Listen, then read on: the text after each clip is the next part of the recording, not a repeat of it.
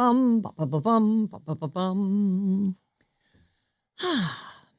Alice, 97.3. Sarah Vinnie, Alice's morning show. Hello and welcome to your Tuesday.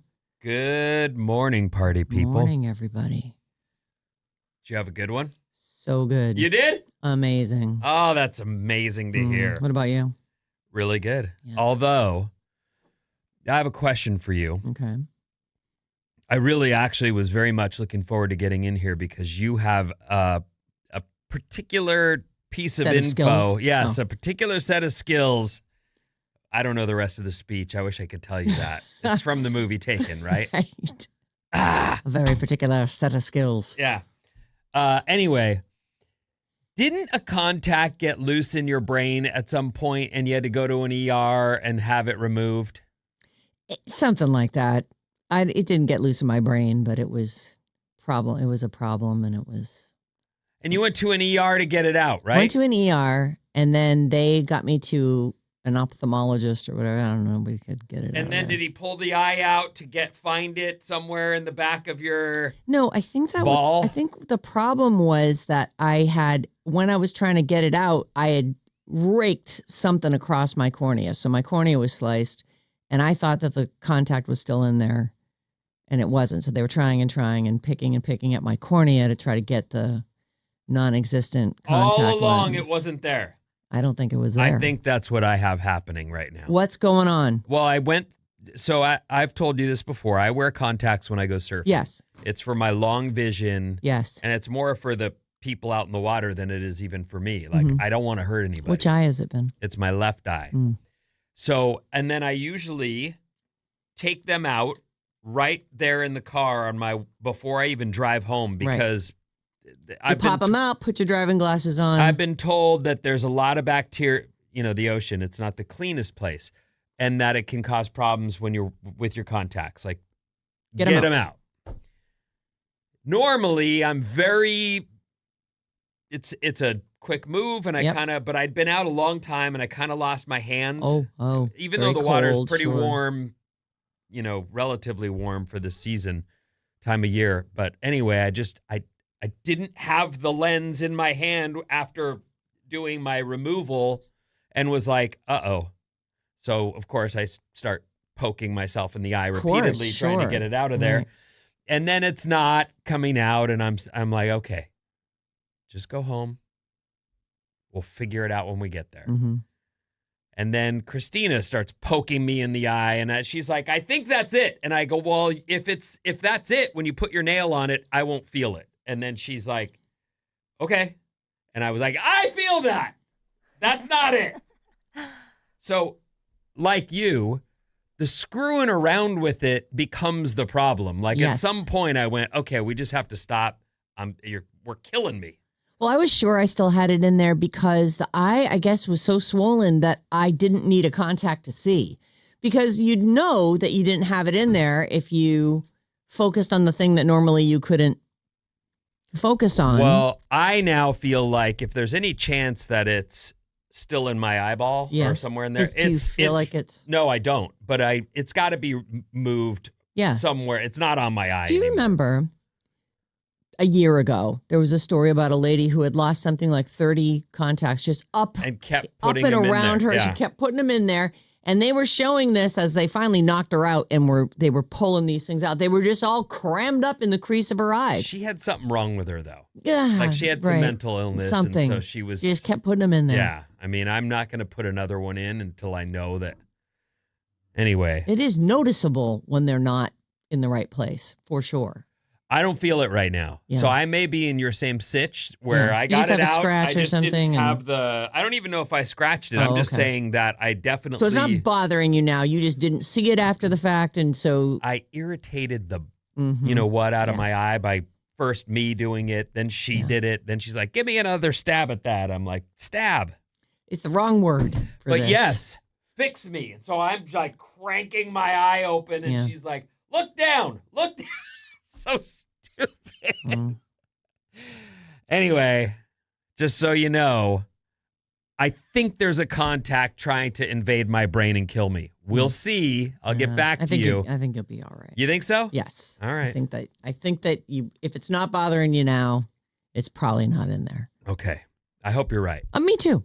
Because I mean, right. I really don't want any appointments. No. Oh, appointments are the worst. Appointments are the worst. I really hate having an appointment. F off appointments. The end. Like there's not even anything. I think we can all agree.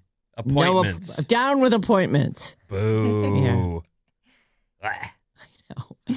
We, my sister and brother-in-law. Oh, Jimbo. Yes, Jimbo and Tina were there as of last night. They're not here. No. They left last night. Ah. It's a weird thing when somebody's flight is really late in the day.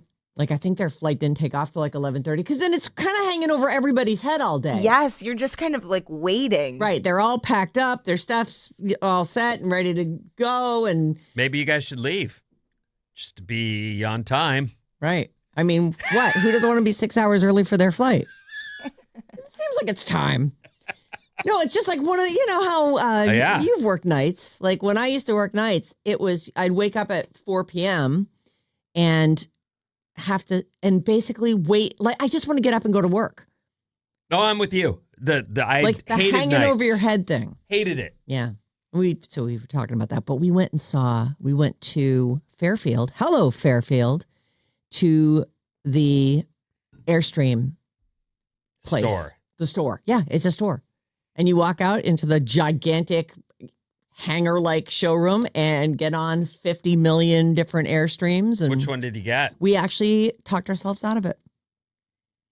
Because when we got there, we were like, we'll each get one.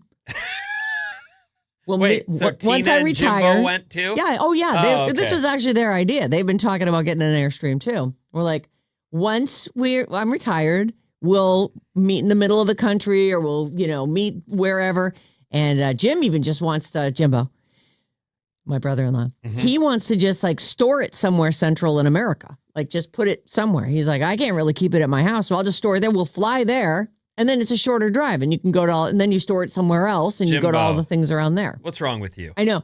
In the end, what we did was we did the math. And it was like between buying the thing, storing the thing, flying to the thing, taking the thing, maintaining the thing, getting a truck or that, I guess at that point you have to rent something that has a tow package on it. Like I was like, what we could do is fly like there. Just have incredible trips and stay in great hotels and not worry about that. Jimbo, you're missing the entire point of the Airstream, which is where your most derelict kid will live out in your front yard. You don't leave it in a central location. Right. It's in your front yard, and it's the loser child. Yes. That comes back home that you It's the loser limo. You can live with us in the Airstream out front. Yep. While you look for we work. actually did think we could park it in our driveway. We'd take the whole thing up. Like there would be no more driveway left. There'd be like a place, I guess, where I could maybe pull my tiny car and charge behind it. That would be it. And we were like, yeah, and then we could like hook it up to water and sewer and it could run electric off the house. Like one of our kids could live in it. And I was like, I don't really want that. I don't want to. It's what happens to those things, though, often. The other thing I was thinking, though, is, mobile podcast unit. Like, come on, that might be pretty fun. Drag that. I'd be like, Vinny, I'm coming to your house. I'd be like, no, I already did my job today. Like, nope, I'm coming down. What are you going to call this podcast? Retired Lady?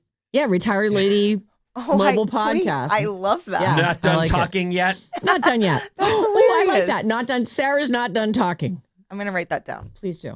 Thank you. Keep notes for the podcast. Mm-hmm. Yeah. That's a brilliant idea, Thank Sarah. you Where do you so come? much. Where I do don't. You, get you 'em? do. You came up with it. But how fun would that be? Have a cool Airstream trailer. But the other thing is, man, those things are no joke. Like as far as you want one that someone else has owned. Like they're just crazy. And plus then you start going, well, I got to have this setup. Oh, I got to have this option. I got to have that. Next thing you know, you're 150K in. It's like, oh my God, buy somebody's used one. Oh, that's what you've decided? No, we're not. We've decided. We actually talked ourselves out of it. Oh. I feel like, what is that? calmer minds prevailed, cooler heads prevailed, something like that. We sort of talked about it and talked about it and talked about it. And then we were like, what are we doing? What's going on here? Why would we? Then we went home and watched football. Football. The we Niners. got home just in time for the Niners game. Oh, the Niners. That hurt. So much. That really hurt my heart. That really was not a fun game to watch. We didn't show well. No. But, actually, I take that back. We didn't compete in terms of points, but the guys gave it everything they had, and they didn't quit, and, moral victory? Yeah, I guess. I guess. I don't all know. the games were really, I watched all 4 games, and they were they were all really competitive. The Niners game was like the low point. I was just like, I didn't watch it in real time because you know how when you're in a partnership and someone says, hey, what are you doing in January on the 18th or whatever, whatever the date was. And of course, in mid-December. Who knows? That's never going to happen. Yeah, that sounds great. What dinner did you with have to do? We had to go to dinner and with our neighbors and some friends, and it was super fun. But it was during the Bears-Rams game, so I recorded it and somehow didn't get it ruined for me. And so I actually got home and went, oh my, I can watch this. Hit play on that thing, and man, down to the last second, the last play of the game, they tie it up. And it goes to OT, and I thought, incredible. Wow. Those games were incredible, actually. When we started watching the Niners game, and then we had a reservation, but we went to a place that had TVs everywhere. I'm like, stop talking. Let's watch the game. Oh. Yeah. And not that, they were telling me to stop talking. Oh, right. I was like, but it was great because actually but we're here for dinner and conversation. But what? The mood in that place, though, was just not good. Like, by the time I think we left, I can't remember. It was sometime like in the first half, and we get there, and everyone's like, oh, no. But then it's a restaurant, too, and just above the bar, there's a couple TVs. And you'd hear like, oh, like the collective groan. Bummer. Oh. No, it was a bummer. When we were out to dinner with Good friends, season though. Yeah, it was, and we're talking about all the stuff. One of the things that came up was AI, and I just thought, 2 of the people that I was out with are in finance, and we don't realize how many industries are completely blown to smithereens by this. In that, they have to figure out how to deal with it. And whether or not they can incorporate. And right now, it sounds like most places are saying you can't use AI to juggle people's financial futures. No. I really hope that because it is not that reliable. It's a whole thing. Like, right. But that was part of what they were talking about is it's interesting because so many people think it's already. That would be, if you said my firm is AI free, I'd be like, that sounds like my firm. That's the place to start, right? Yeah, it was interesting. I didn't realize, we handled hear about by it. humans. We use it a little bit here for certain things, but mostly DJs are like, no, real people. Yeah. No, we don't want to lose our jobs to robots. Right. That'll be, what do they call those things? You put a quarter in and you hit the song and then it just plays. Jukebox. Yeah. Yeah. Yeah, and so I would like to just say, for the record, we are algorithm and mostly AI free, but no algorithm. Like we're just looking at what's out there, telling you what we think. We do it the old-fashioned. Yeah, the old-fashioned way, the old rip and read. It's honestly, it's like the one place that isn't curated for you. You don't know what you're gonna get. Right. You don't even know what you won't get.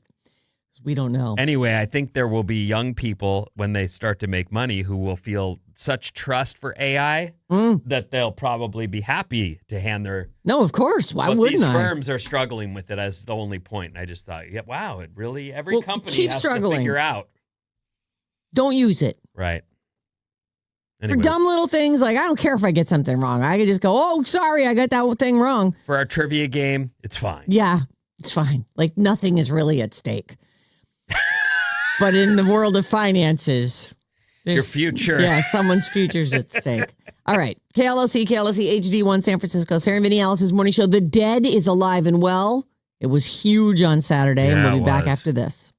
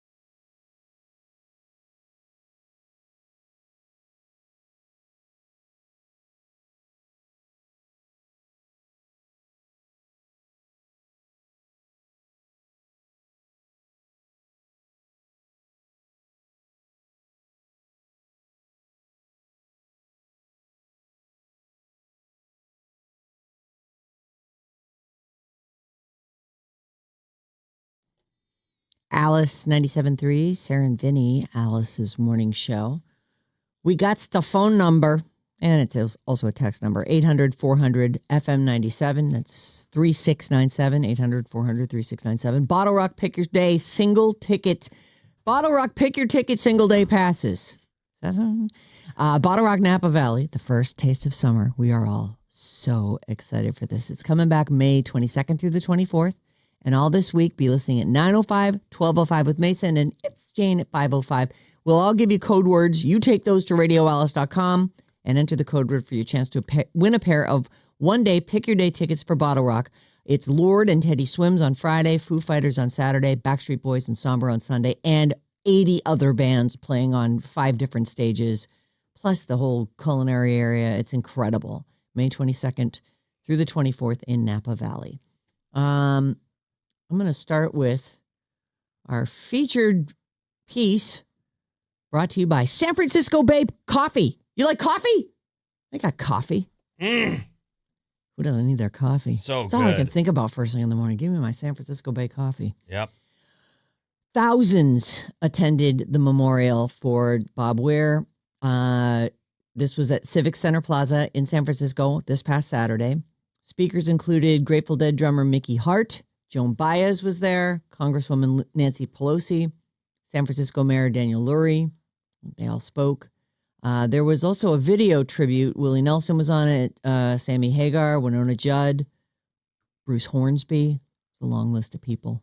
And John Mayer, who performed with Bob Weir in Dead and Company, he also spoke and performed Ripple for the crowd. So He it was a big is success. Absolutely an honorary Dead guy. And he'll probably be part of Forever Dead. Right. As they move forward. Well, he does seem to get real enjoyment out of it and clearly loves the music. And I wouldn't be surprised at all if he's like the main guy in I it. saw a tiny little clip. I don't know, how to reference it in terms of who he was talking to or what, but it was him talking about the last time he partied, and he was like he's saying this. He says, I was on like day 6 of this hangover, which you just can imagine what that party must have been like. Oh. And he says, she's like, and I just said to myself, John, how much of your potential do you hope to use? Because this is not the way to, and he said, so I quit drinking and I was in 4 bands, did 3 tours, he goes, all of a sudden I'm useful again. And it was interesting to hear him say that because it's true. He toured with the Dead. He was off doing his own thing. He put out a record. He's busy. Yeah.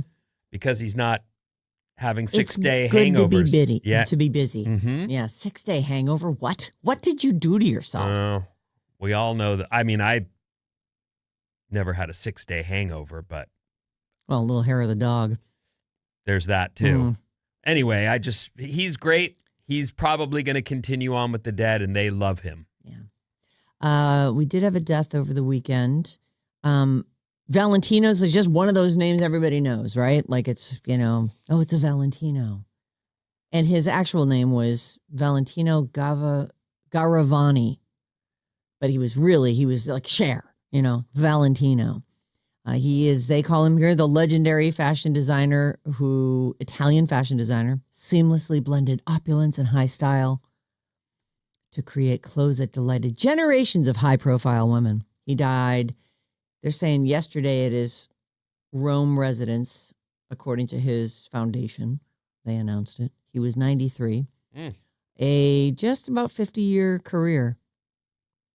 When asked to describe his aesthetic, he said he preferred to put the emphasis on the women that he dressed. The first and foremost important thing is that I try my hardest with all my passion. Italian guy, to make a woman look beautiful, to make dresses that are flattering to her body. A woman must feel like she has a glow. Don't laugh at him. I mean, the guy cared. You sound like you're at a pizza parlor. I do that on the side. It's a spicy meatball. The Elizabeth woman Taylor. glow, huh? They've got to make the woman glow. All Elizabeth right. Taylor was an early champion of his. She wore a Valentino gown to the 1960 premiere of Spartacus in Rome.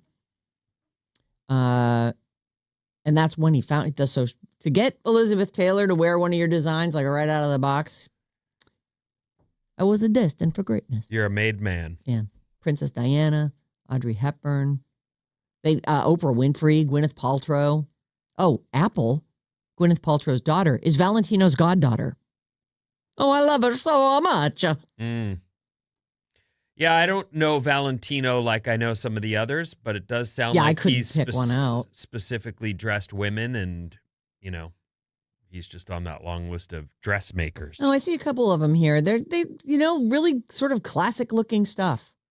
Do you remember the black dress that Julia Roberts wore? It had sort of a V that came. It's a black almost like a sleeveless dress, and then it had like a V that came down in a white ribbon and a white. I totally. Are you looking at a picture? I of am, it? and I totally remember this gown. And these were Oscar gowns, and Kate Not at all, Blanchett's. but Oh, really? I do love her. I mean, him. But both of them are Right, wonderful both. people. Yikes. So rest in peace, Valentino. 93. That's good. That's a lot of years. Good run. Yep. We should all be so lucky. Yes, we should. And we're not, by the way. Like, no, that's the thing. we are definitely not. This is your message for the day. Soak it up. Have a great day out there. Mm. You're not promised all these other days. Have the most fun. Make today count. Get everything off your list and enjoy yourself. Mm. Mm. Mm. At the box office, 28 years later, failed to hit number one. Avatar 3 held on. Avatar wasn't the only Disney winner at the holiday box office. Zootopia 2 is now the top grossing animated film of all time. And the ninth, Whoa. I know. Of all times? it just passed This is worldwide. Inside Out 2. Yeah. Not adjusted for inflation, I No, believe. not adjusted for inflation. It's good. It's not that good, but it is good. It is the ninth highest grossing film of any genre. It's in the top 10. Have you seen, because you loved the first Avatar, and I Mhm. remember you saw it a bunch of times and you were all in.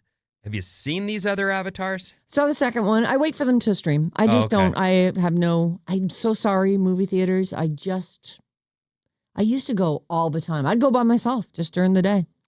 Get a thing of popcorn, sit down, watch a movie, walk out if I hated it. Popcorn? Kettle corn. Yeah. Mm.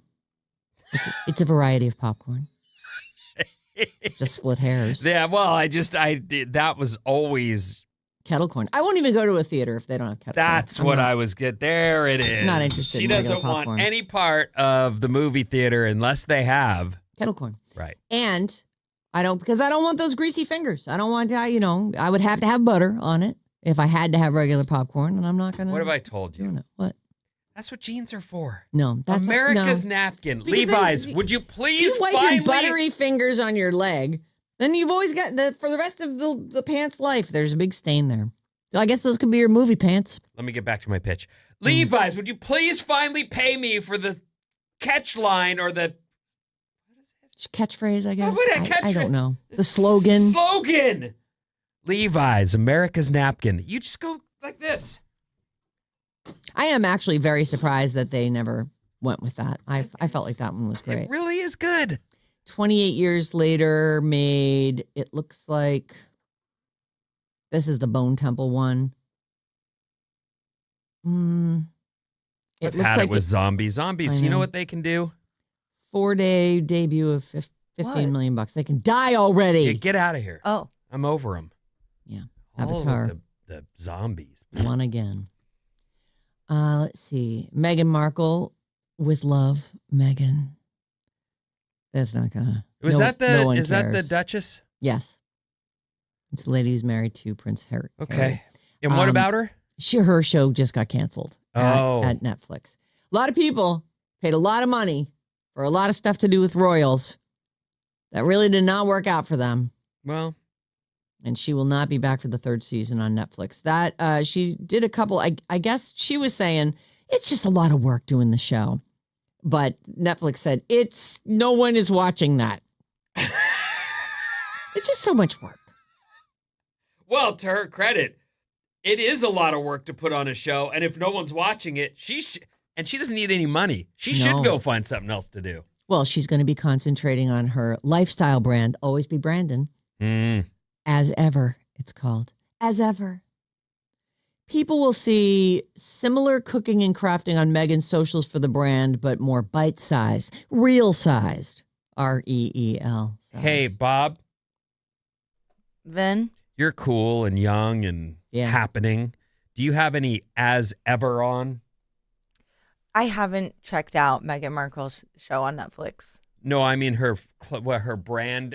Is it clothing? No, I I, don't think know. it's just jam It's like and it's like flower sprinkles. yeah, Her dried flower brand sprinkles. of jelly is called As Ever. What? Yeah, it's called a lifestyle brand. So she's probably gonna do tons of other stuff now that she has plenty of time because she doesn't have a show to do anymore. I don't know what her deal is. As Ever sounds like a perfume and maybe a women's line of clothes or, lingerie. But Jelly? Well, it had a different name, and then somebody came after her, and then she changed it. Oh, yeah. Like every single thing Meghan Markle tries to do is a complete disaster. Spoiled Poor again. thing. And I don't know if Poor it's thing. because her team stinks or if it's because she isn't actually willing to put herself out there, or maybe both. But no, I haven't tried the jam, but I have heard it's delicious. But I don't think they made very much of it because supposedly it comes from the stuff in her own garden. So there's like 6 bottles of it. Yes, exactly. And So they're they each sold out. $4,000. And then quickly, I want to get to this Britney thing. I don't actually want to get to this Britney thing, but I'm going to get to this Britney thing. She is on dancing, doing all the stuff. They're talking about the nip slip here. It's more like the lip slip. She's wearing a cut up the back. It's I guess technically a leotard, but it's a floss in the back. But then she turns around to the front, and they've caught a few stills for me here. If you'd like to see, Vinny, I would. We've got some razor stubble in this one. I think there's a huge one. Like it's just cut so far up between. Oh, is that? Yes. Oh, wow. Yeah. So there's a few stills where she's just covering the nipple. There's a lot coming out the sides, I guess is what I'm getting Is that at. a tattoo or is that that- tarantula legs? That's got to be a tattoo. It looks too far off the side to be tarantula legs. But I am looking at this and thinking, is that razor stubble? I don't know. There's just a lot showing. Just people warn your daughters not to wear this outfit because wow, does it not cover all that much. So this is her most recent post? This is her most recent dance video. Yeah. Maddie would not be happy with that hat. No. Oh, true. Yeah, how big is that hat? How far up big. does it go? Is it just like a little, it's like a top hat. It's like a bright red top hat. Maybe not full 10 gallons, but maybe 6 or 7. A little bit wide of a brim to be actually called a top hat, I guess. I actually have this going through my head, and I don't know that it's probably entirely wrong. A bolero hat? Is there such a thing as that? That word actually flew through my mind as well. I think the top is too there's tall such for a that. thing as a bolero hat. But is No, that a you're little right. bit lower? Yeah, it is. But it is it's like it's like if a top hat and a bolero hat had a kid and they dyed it red. I'm just glad it's a hat. I honestly, if it turned out to be a pocket knife, it would have been, Oh, the bolero? whatever. Right. I don't know what that is. Why do I know that name? No one knows. I certainly don't wear a bolero hat. Never shopped for one. Anyway, there's a nip slip and there's some southern slippage as well. There's just a lot on either side, and it just is not flattering So the in any way, sadness shape, or continues. From her living room continues. Right. Okay. It's dismal. I don't. She was also, she was trying to be Cardi B. Like there was a lot of twerking apparently in this, or attempts at twerking in this video. So Well, if you believe her last post, which was, this is her fixing her image. No, I think it was her. What's broken inside her? Oh, that's right. That's Remember what she that said post? all the dancing was for. She's like, it cures Repairing what's right the damage to my heart or something. that's been done to me. Something. Sure. This is how she does that. It doesn't seem sad at all. Well, I don't. There's Poor no little defending thing. it. Yeah, I don't have any. It's sad. All right, Vinny, what's coming up in the news? Well, I have a lot. I'll also have a story about Uranus. Oh, and more after these. great.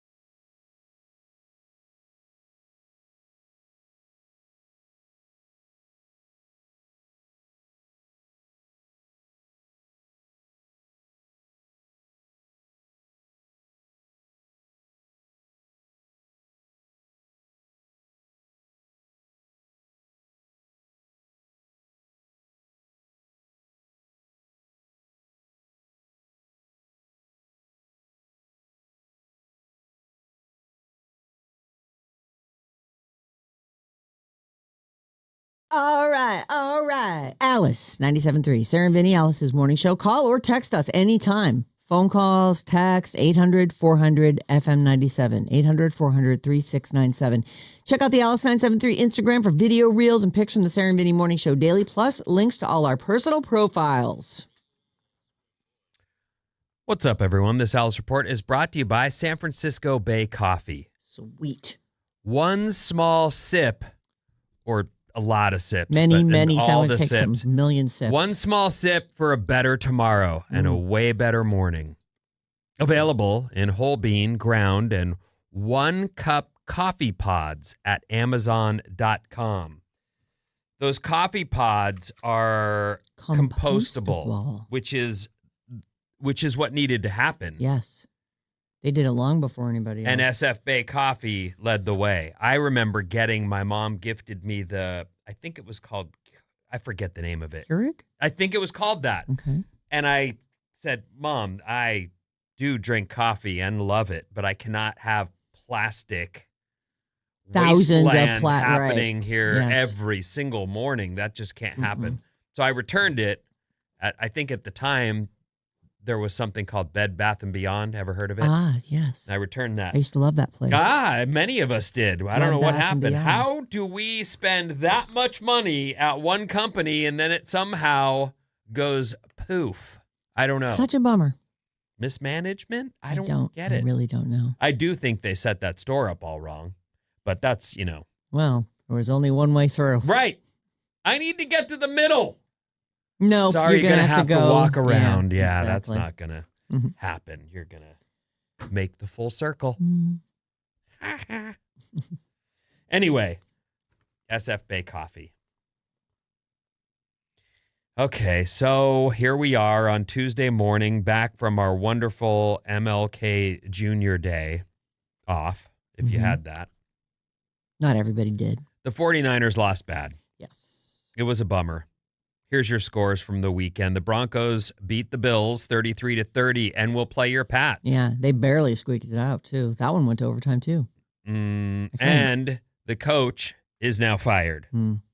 That's such a weird thing. Yeah, for the Bills. That is one of those weird things where if he'd won, he'd stay.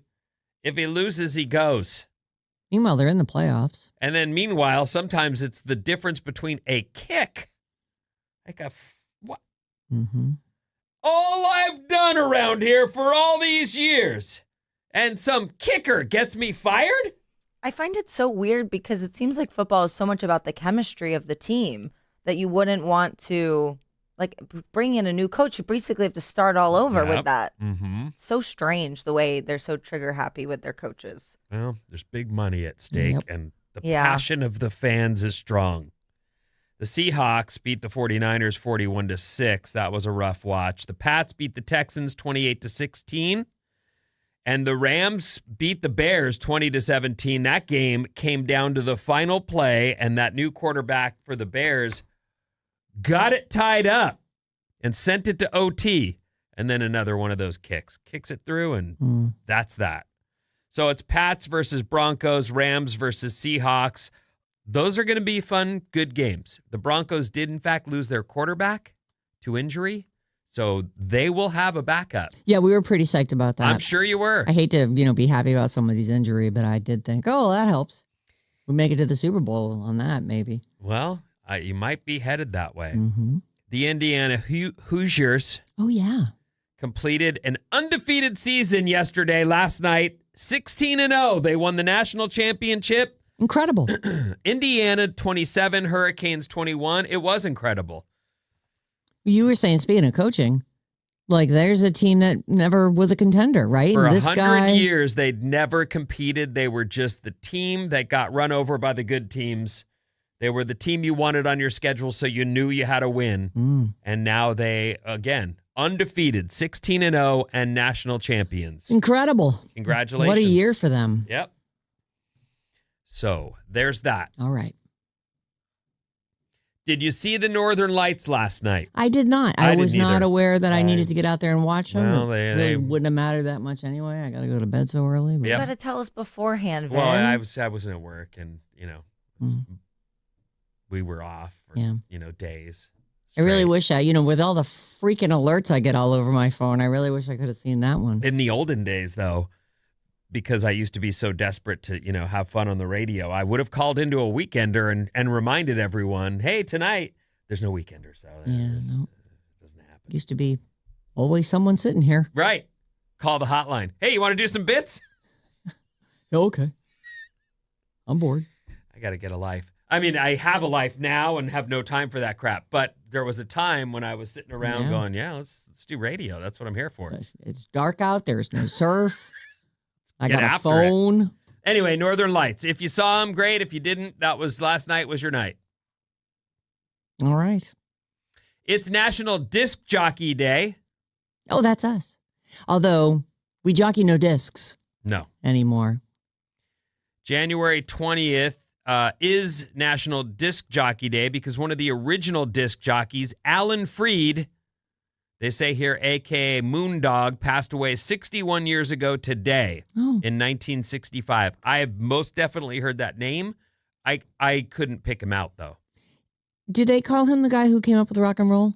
And also like big payola guy? He helped popularize the term rock and roll in the 1950s and was one of the first people inducted to the Rock and Roll Hall of Fame in 1986. Oh. All those old DJs used to get like a Cadillac with a glove box full of cocaine and a record on the front seat. And that was the way... Please play my record. Yeah. It wasn't please. It was, this is yours. Play our record. Mm.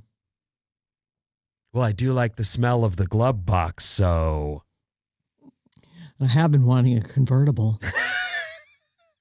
And I'm mildly addicted, so... Thanks. This is a great record, everyone. It's rock and roll. That's illegal now, everyone. I've never, ever no pay to play. Been approached or seen anyone that does that. No. Well, there's pretty stiff penalties. I'm sure there are people who are tempted all the time. Anyway, National DJ Day is today. All right. Happy DJ Day, all the DJs. Thank you. It's our day, then. Yeah, it is. How about a fast fact? I love fast facts. You know that. By the way, I miss all of the DJs that had to leave DJing because there were no more jobs for DJs. I wish you all were still on and we were all still doing our thing. Yeah. Radio's fun. It's incredibly fun. I love it. It's like nothing else. Mm-hmm. Uranus. Oh, yes. Was originally named Herschel. Herschel. Why did they decide to change it to the much more awesome Uranus? It was discovered by astronomer William Herschel in 1781. Uranus was. Several names were proposed in the decades after, but it wasn't until the mid-1800s that there was a consensus to call it Uranus, after the Greek god of the sky and heavens. Oh, that's perfect. Uranus is the perfect name. Yeah, I agree. Yeah. I don't, it's funny. Like, I always want to keep the Uranus talk going because... Look at our child is shaking her head at us. She's not wrong. We shouldn't do it, but I just want to so much. I know. To probe deeper into it, to drill down. Right. Into Uranus. To really examine why is that the name? Well, it's after the Greek god of sky and heavens. I see. Uranus, everyone. Yeah. Plus, just good fun. Yeah. It was... They knew, right? They knew that it was... I don't know what they knew. I know a lot of people pronounce it Uranus, which almost doesn't sound any better. They do? Not you. I've never heard anyone call I've heard it Uranus. Called Uranus. No, you haven't. Yes. You're making that up. I'm not making it up. People. Your friend...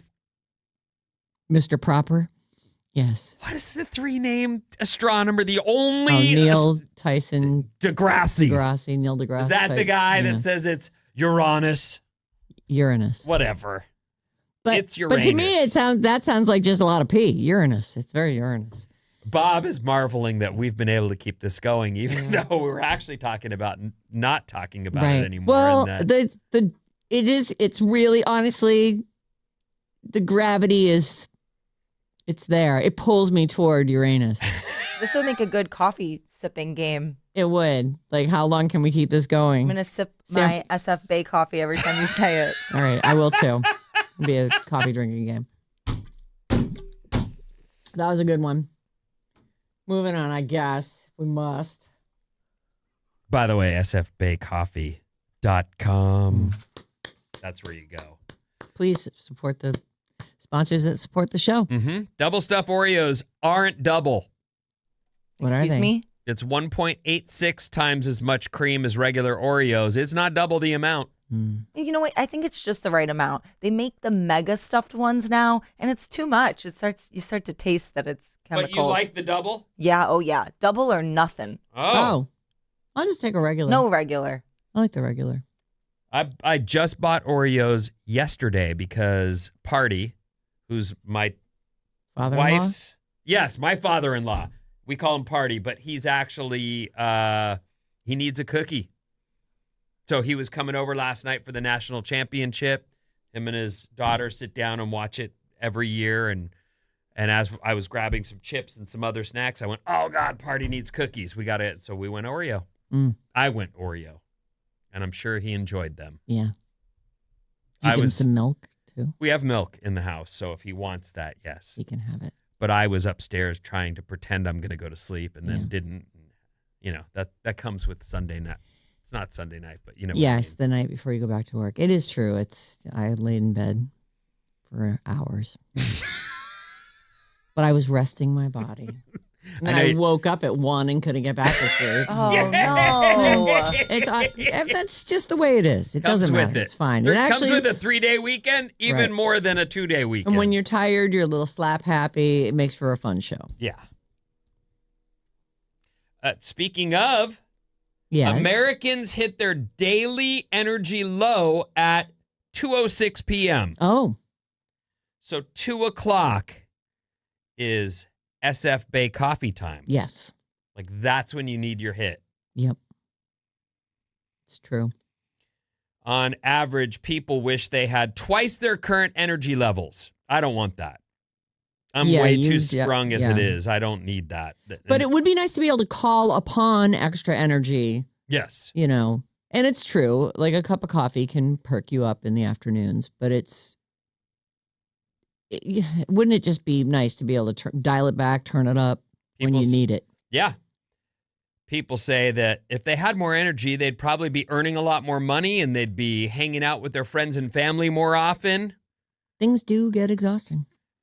Many blame their lack of energy for not exercising more.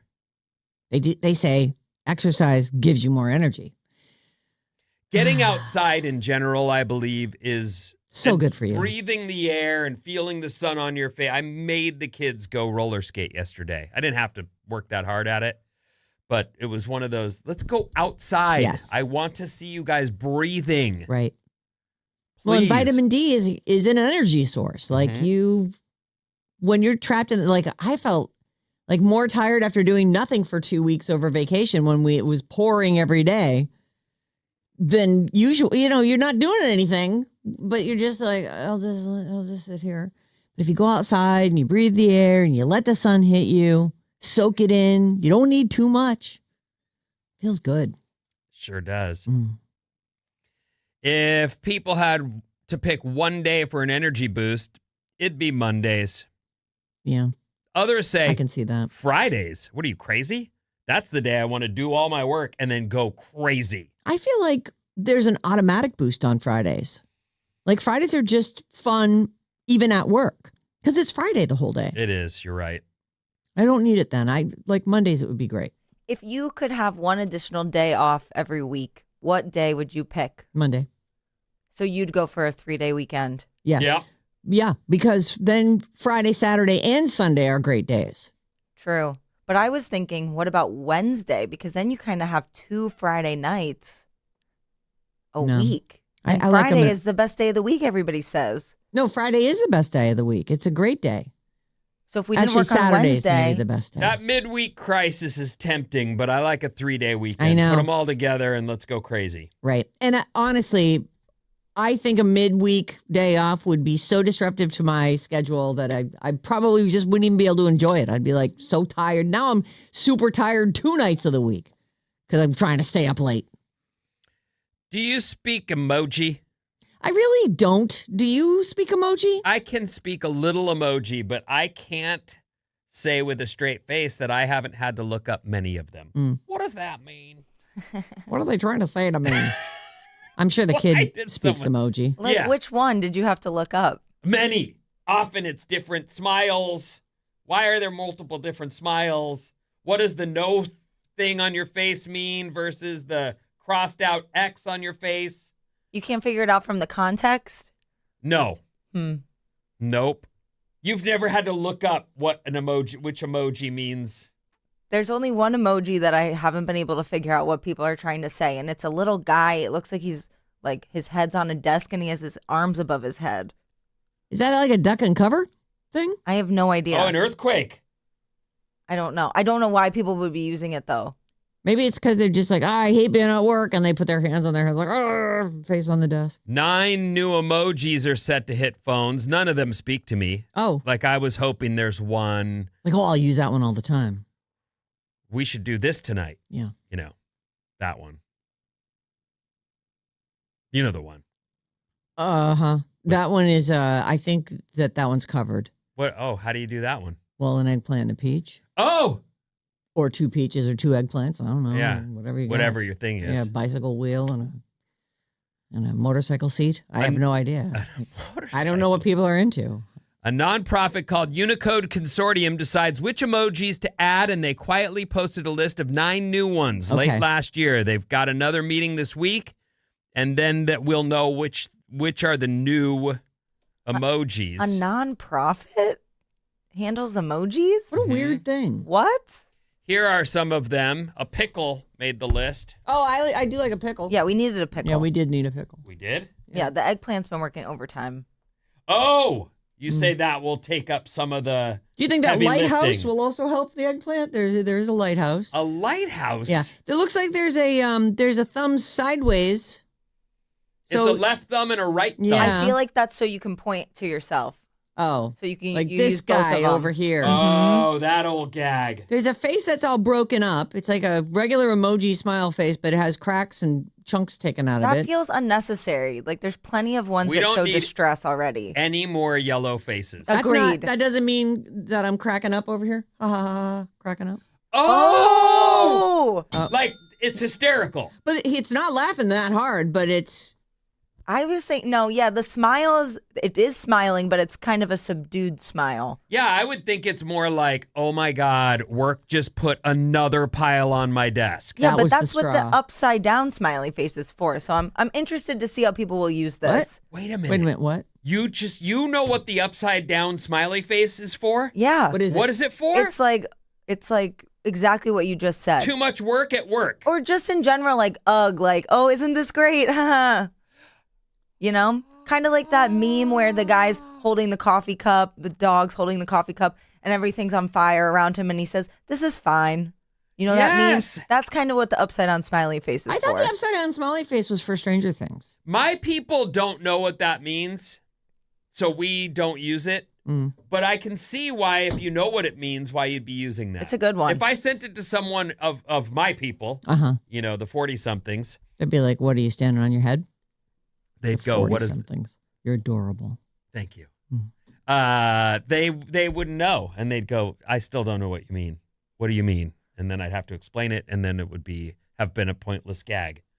Anyway, new emojis are coming, everyone. 800-400 FM 97 3697 is where you can text us, and Bob's on the show. By the way, if you text us, feel free to include your name. Makes it more fun. Yeah. Name, where you're texting us from, how you're listening, radio or Odyssey app. Or Shame on you for not including your name. Yeah. Sarah, What'd I do? 707 wants to know if we're going to talk about the Green Day news. Yeah, I have it coming up. Okay. But I can tell won't you, spoil I'll it just then. tell you, no, it's fine. They are opening the Super Bowl. They're going to play. They're like they're there at Levi's. They're going to play. They're going to open the Super Bowl. I wish they would have I understand Bad Bunny is widely listened to and has a giant fan base, but it's a Bay Area Super Bowl. Couldn't they have just let Green Day do it? They will open the Super Bowl, the opening ceremony performance right there at the stadium. All right. Is there usually an opening show? I don't No. remember any of those from the past. There's Really, not. no. They have a Sometimes bunch they- of shows attached, Yes. but they're not necessarily right before the whole opening ceremony It's not kicks off. part of the game thing, but it's part of the lead up. They do shows off to the side or in the parking But lot. this one is actually at Levi's. They're Yeah. opening the Super That's Bowl. great. They say they'll get the pregame entertainment rolling on Super Bowl Sunday at Levi's. We start every show, if you're a late listener, as in not listening at 5, whatever. We start 59. every show, right? Gotta start before 6. The Lost 30 has been shrinking for many years. The Green Day is a great kickoff. Yeah. Like, that'll be good. The energy is Yes. undeniable. Yes. Agreed. What's coming up in the trash, Sarah? The Dewey of the day. Oh. Sounds fun, but it isn't.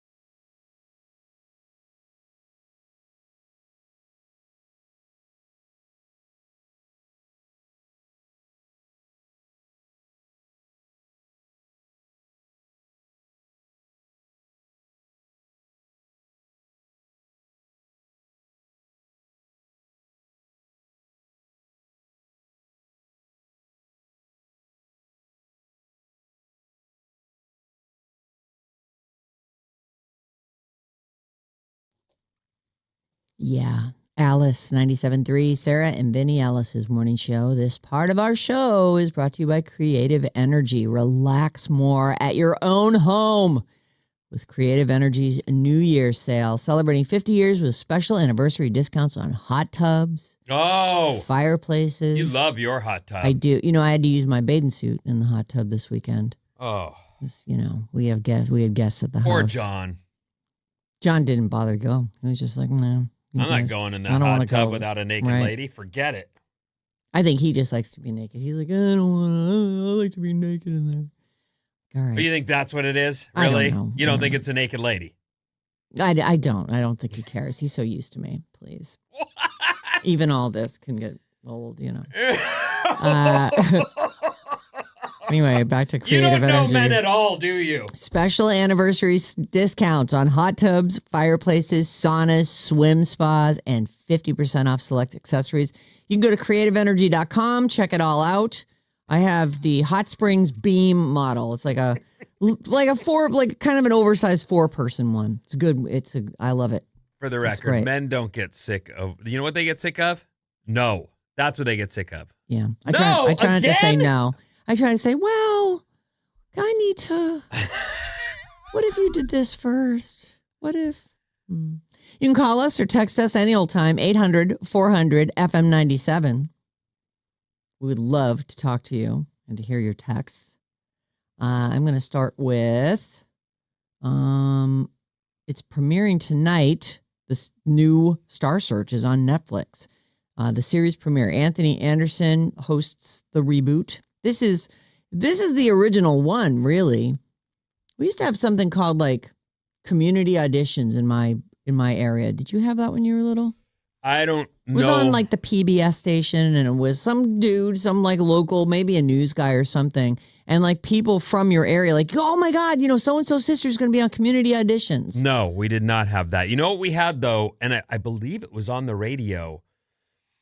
I can't think of the name of it, but it was this company advertising that they were your connection to a job in the movie business. Ah. And so they'll do your headshots and they'll get your headshots in front of, and of course, I'm sure they did great business until someone went, no one's ever gotten a job through the money we're forking over. These people are forking over for, I didn't do it, but I'm saying. But there you were, right there in La La Land. So, of course, I'm sure that there's lots of businesses like that. I think a lot of people in Orange County grew up thinking, we're right down the street from Hollywood. Obviously, I'll be discovered at a coffee shop soon. So Star Search is back. It's on Netflix this time. Anthony Anderson is the host, and it's a talent competition. Jelly Roll. Sarah Michelle Gellar and Chrissy Teigen. They are the judges. So if you're interested, it's back, baby. And it starts tonight. All right, it's time for our Dewey of the Day. Hey, it's Lamar Odom. Wait. Yes, Lamar Odom, who almost died a few years back. He OD'd was it the Bunny Ranch or just like one of the chicken ranch? At a whorehouse. Yeah. In Vegas. Another arrest in Vegas. Oh, this was in Vegas as well? It was. Vegas is not a place people with problems should go. It's true. Problems can find you there. Like at all hours of the night. Like right. even just a little break in the middle of the night is California won't sell to you from 2 to 6, I believe. Is that so? Like liquor stores have to be closed? Yeah, well, or they can be open, I guess, but they can't sell from 2 to 6. And even bars usually have a shutdown time. So Vegas is just all hours of the day and night. Yep. That's the true city that never sleeps. Right. Former NBA star Lamar Odom was arrested and booked for driving under the influence. He was pulled over early Saturday morning. They say the incident is still under investigation. He was slapped with 2 traffic violations, driving more than 41 miles over the speed limit, miles per hour over the speed limit, and improper lane change and failure to maintain lane. TMZ is saying as of time of publishing this, he's still in custody. He has a very well-documented history of drug and alcohol addiction. He was previously arrested for Dewey in 2013. In 2015, he almost died. And his then wife, I think estranged wife, I'm not sure if they were completely divorced, Khloe Kardashian, rushed to his side to nurse him back to health. Their relationship ended not long after he relapsed in 2016. I thought he went into a coma or had a stroke or something. And so it was questionable whether he'd even survive. It was. And I wonder if she's a good person and he was a person in need, someone that she at least loved. If she didn't still love him, she went and she helped him. And then he relapsed. And I'm sure that maybe was like the final straw. But do you remember the last time we saw him? He was at that Real Doll factory making a Khloe Kardashian doll, which was like the grossest thing. Like if you're Khloe Kardashian, you divorced this guy a decade ago and you're all, I'm totally done with this guy. But he's said so many times, like, she's the biggest mistake I ever made. Like, I should have never let her go. I should have tried harder. Is that a compliment? In his weird way, that's a compliment, right? I think that's what he's trying to say, but it's not a compliment. It's creepy. Like, to think that someone is so hung up on you that they've made a real doll. I would be horrified to think that someone had a real doll of me at their house when I had so clearly said, we are done. This is not happening. Or, what? It's just, it's super heebie-jeebies. But what he's saying is, you're so great, I can't live without you. Yeah. So I'm going to get a fake F toy to have at my house. Oh, God, the look on Bob's face. Blech. It's not a compliment? Even if it's complimentary, not all compliments should be given. Oh, yeah. Okay. This makes me think about picking the bear. But this is completely. I hate that. I know this is a little off topic. Not even a little. This is completely off topic. Can I ask you a question? Is this AI? I watched this reel yesterday. My sister showed me, and it's a mother grizzly, and she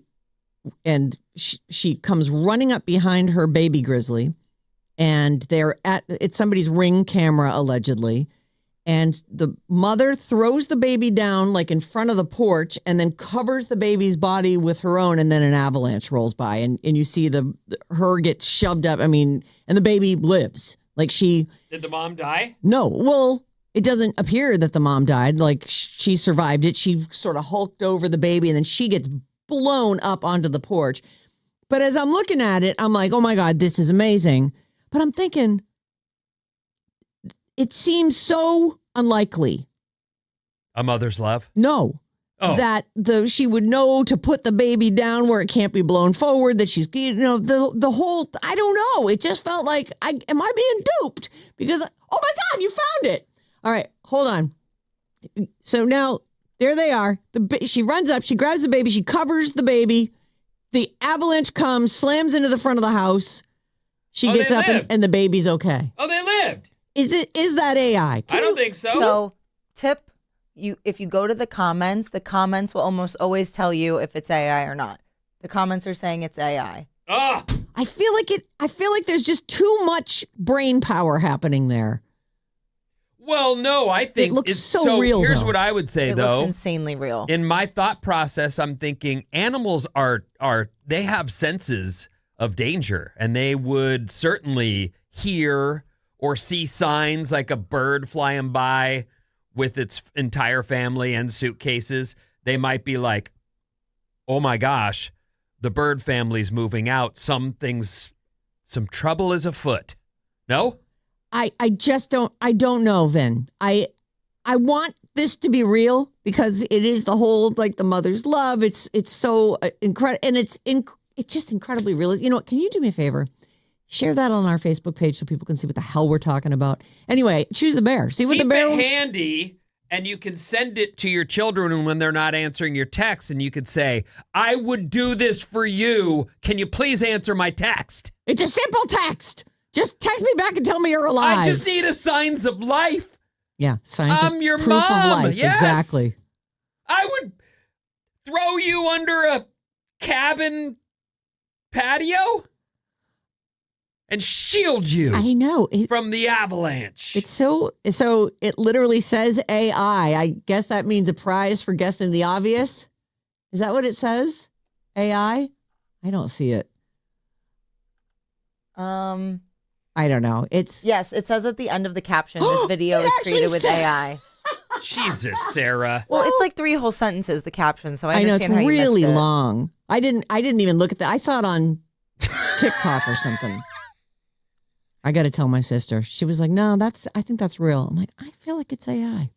Man, that TikTok sound that is made at the end of those videos. I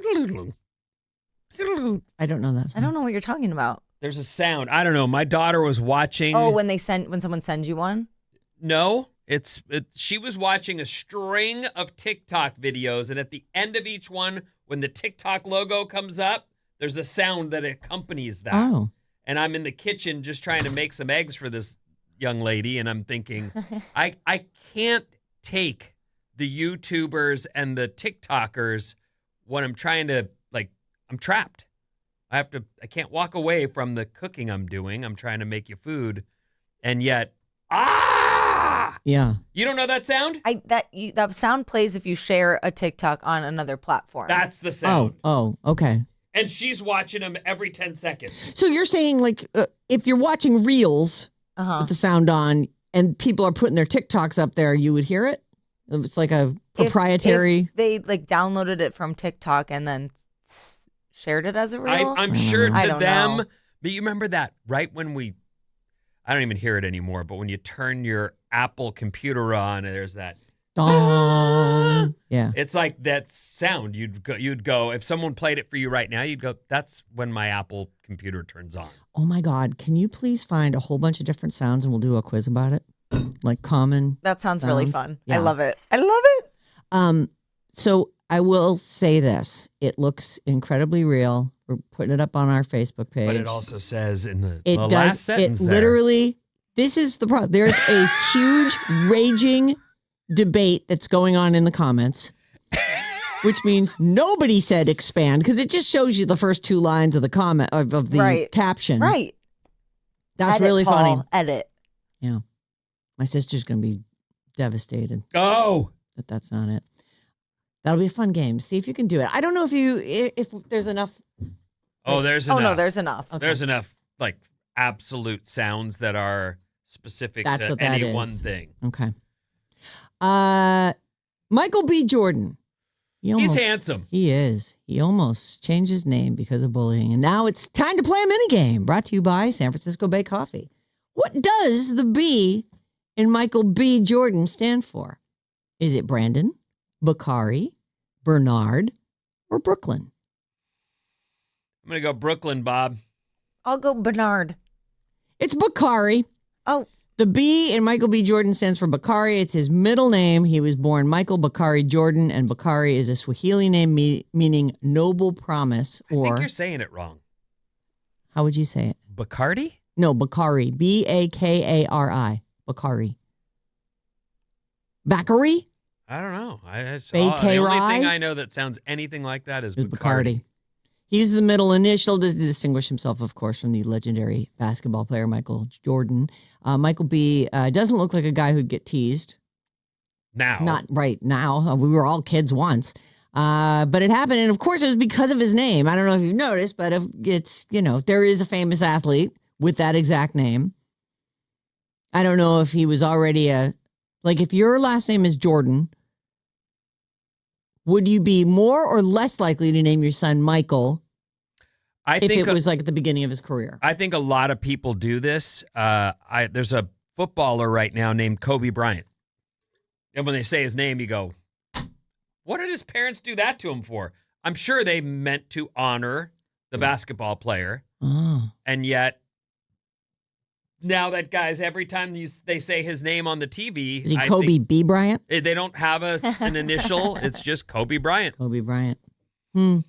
Seems like we aimed at some originality or some individuality. You nailed it. Well, we didn't really though, because there's 10 kids named Isla in her school. That's insane. And one of my youngest kids has a best friend named Isla. And so whenever she's talking about Isla, we're like, oh my God, we're gosh. going to have to ask which one it is. Is it your sister or your friend that we're talking about? It's Right. crazy. But the effort was made to give them some Yes. Individuality. I would do that. Michael B. Jordan says, I got teased so much to the point where I almost changed my name. Ultimately, he realized that being compared to the other Michael Jordan was part of the alchemy that made me who I am today. It definitely made me want to be competitive. I just wanted to be great at something. If not for nothing else at that time, I just to feel like I had my own identity. There's a group of people, I don't know what they are. I see it from time to time, and I don't follow them, so it's like hit or miss that I'm going to see them. But these guys will stand at a basketball hoop somewhere, and then anytime anyone walks by, they throw the ball to the person, and they cheer them on, and they're like, take a shot! Let's see what happens! And then the person either, walks away like, I'm not doing this, leave me alone, or they go for the shot. And then they compile all of these videos of people shooting and their energy for this basketball shot. It's funny, but I just thought of people doing that to Michael B. Jordan all the time. He's right? like, oh my God, I cannot make this shot. Stop giving me the ball. I'm not that Michael Jordan. He says, I feel like I'm walking in that. I'll continue to do so big time. We got a lot more things to do. We're just getting started. Royal we. Oh. Or maybe him, Smoke and Stack. Right. There you go. Let's all take a sip of our San Francisco Bay coffee. That was our game. Cheers, Michael Jordan and Michael B. Jordan. Both of you are excellent. Kind of crazy that if he was named Steve, his life could be completely different. Right. Maybe he just wouldn't have had the drive. He wouldn't have been teased or whatever. He's pretty handsome. Oh, God. And he really is. I agree with you. I'm glad you like him too. Oh, God. He's so hot. He really is. He's just like, ooh. But he's done his time in the gym as well. We're not built like that automatically. Maybe he was, though. Oh, I don't know. On the other side of the coin, because he made his family proud, Simu Liu was disinvited from family vacations when he became an actor. He brought shame on his entire family when he lost his accounting job and decided to pursue acting. Simu says, the level of shame in Asian standards would be like if I was addicted to meth and on the streets. What? They're the same. I'm trying to level this out for you guys, what it was like in our household. It was bad. He said he recently visited his grandmother in China for the first time in 15 years. He hadn't been because he was disinvited.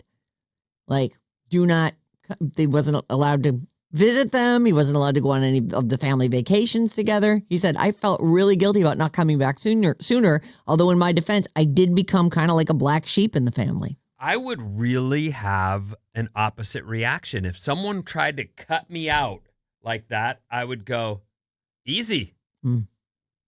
I'll stay far away. No problem.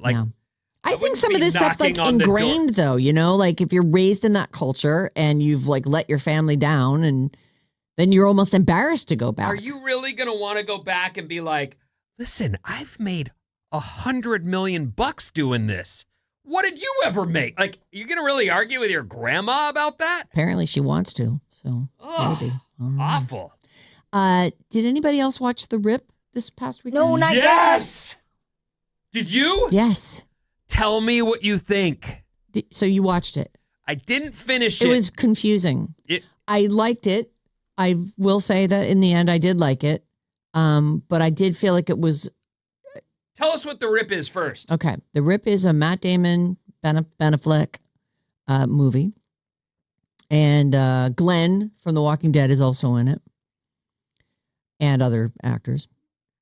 In it, someone gets killed. One of the team, like a captain on the team, gets police, killed. Yeah. And has revealed that there is a ton of money in this certain house. Like I think it's in Miami, right? Mm-hmm. And they know that there's a rat. Like the lady got killed, and they think it's an inside job. And you start to figure this out as the movie goes on. And it is clever, but it's so confusing the first half before it starts to really unravel that I was halfway through it going, I don't know if I like this. It was really frenetic and there were just a lot of different people and a lot of different things happening. And I was, I didn't have a phone open. I didn't have a computer going. I was sitting watching this movie and I was like, what? but it's a pretty satisfying end. I didn't finish it It does get yet. revealed. We're talking about The Rip. It's on Netflix. It's the two boys that we watched come up into Hollywood through Goodwill Matt and Hunting Ben. together. Like we all know. And there I am watching it. And I am trying to figure out what is going on here. Okay, so it wasn't just me. No. And then I swear, and I didn't know we were 3/4 of the way through yet, but we were at this point where I went, I got to go to bed. Oh. Like, I just can't anymore.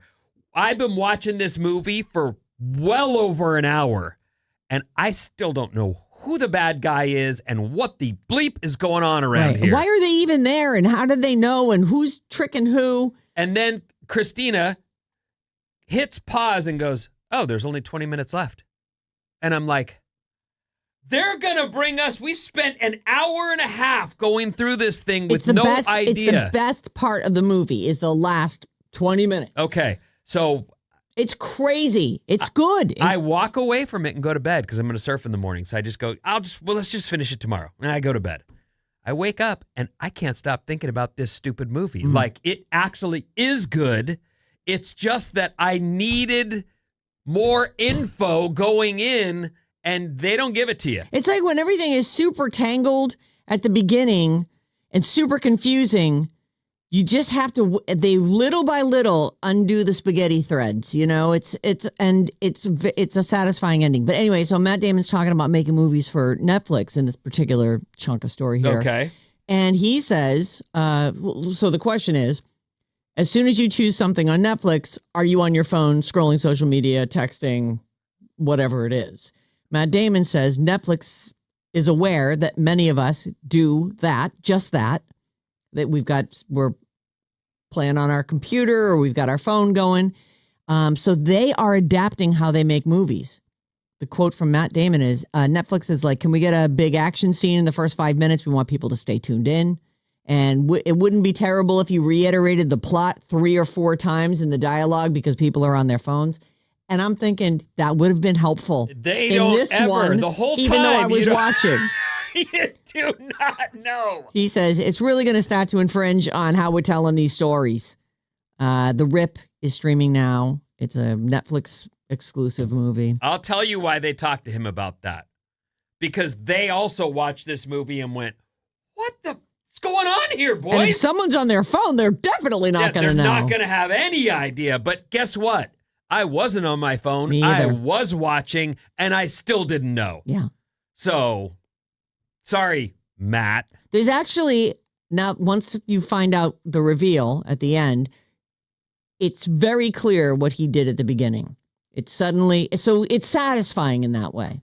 Okay. But I wouldn't, it's a good movie, but I'm not going to, I give it a 3 out of 5. Like, I felt like it was just too long of like, what is happening? You really have to just decide, and especially now that we've told you, like, you're going to be watching and you're not going to know. Right. So don't worry about Just that. wait. Just enjoy the ride. Watch all the just massive amounts of machine gun fire. And then keep waiting. Yeah. And then wait a little more. Yes. And I'm told by my friend here, we'll get a satisfying ending. I haven't gotten back to it yet.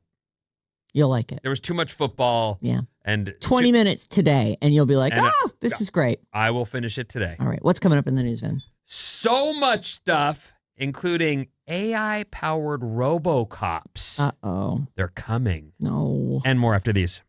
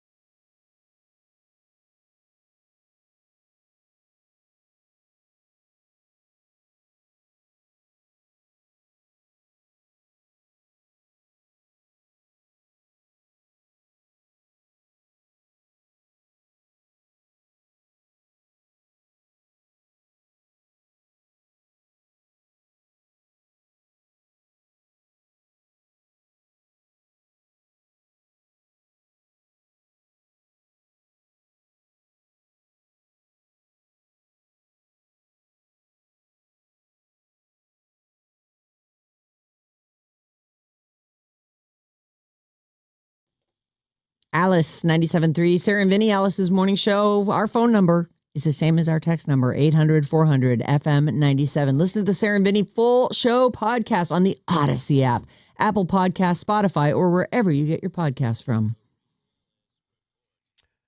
What's up, everyone? This Alice Report is brought to you by... My bad, I got to refresh this thing. No, it is still... Jumpstart MD. Oh. Start your weight loss journey with Jumpstart MD. Mention radio to get started for only $20.26. Call 855-JUMPSTART or visit jumpstartmd.com. Was that right? It's not what I have on mine, but yeah, I'm seeing something totally different than what you were mentioning a moment ago. You looking at 8:30 or you looking at 7:30? I look at 7:30. Jumpstart MD. That's what's written down here for me. Okay. Then that's probably what it is. Hey, listen, there might be a few clouds today. You know how we've had those unbelievable blue skies that don't quit? Yes. There'll be a little bit of cloud cover depending on where you're at today. But still, another decent day in the 60s. Sounds good. Sounds promising. Really nice. Yesterday, I walked around in shorts. Imagine that. Yep. Incredible. Took the kids to the park to roller skate and put some shorts on and went, this is nice, getting some sun on me. I like it. All right. So real fast, the 49ers lost over the weekend and the continued playoffs are set. Pats will play the Broncos and Rams will play the Seahawks.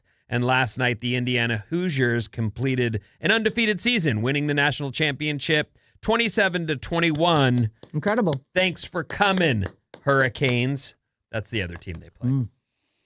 It is incredible. That's like out of nowhere. Well, it's neat. I didn't really have, in fact, I went to bed before it was over because I don't care about either of those teams and was like, meh. You know what? I don't need to be all excited at bedtime. So I just went, I'm just going to. So your first story is about AI-powered robocops actually taking up traffic duties in a Chinese city. And they're going to expand that. I'm very afraid. For your safety, please ride bicycles in the non-motorized lane.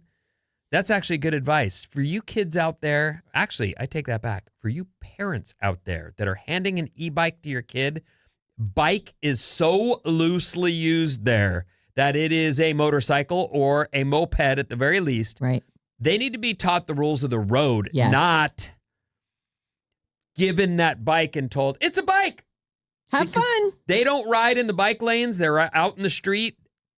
Christina slammed on the brakes just the other day because a kid was at a stop. And I go, you're going to get rear-ended because you're trying to be cool for that kid who clearly isn't, no helmet. No idea what the rule is so here. Scary. I just absolutely thought, and you know what? If we get plowed from behind, that kid's going to press his little thumb thing and take off and just drive right by us. Ding. And we'll have taken that hit for him. And he won't even realize we did that to keep you from getting yourself killed. And now we got to deal with this thing. Right. You know, we took it in the back end. For you. What are we, Uranus? I don't know anything about what you just said. But anyway. It's one of the planets in the solar system. They have an AI-powered RoboCop already on traffic duties, sitting on sort of what you'd call a little safety island and directing traffic. And they say, you can't get this put into place unless you put it into place and start using it so that we can sort of figure out where So we're troubleshooting it in the middle of traffic. That's what Waymo's been doing. That's what... Yep. Was it Cruise, the one that went away? That's what they were doing. And our fine city is the place where a lot of those experiments were taking place. Yep. Who among us here driving in San Francisco didn't pull around a car that was parked basically in a lane to actually pull up and go, there's no one in that thing. Oh my God.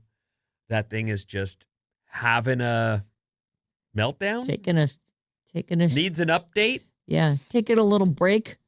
It's the way. Yeah. And so they are now testing RoboCops. Intelligent Police Unit R001, an AI-enabled traffic policing robot. They named it Ruin.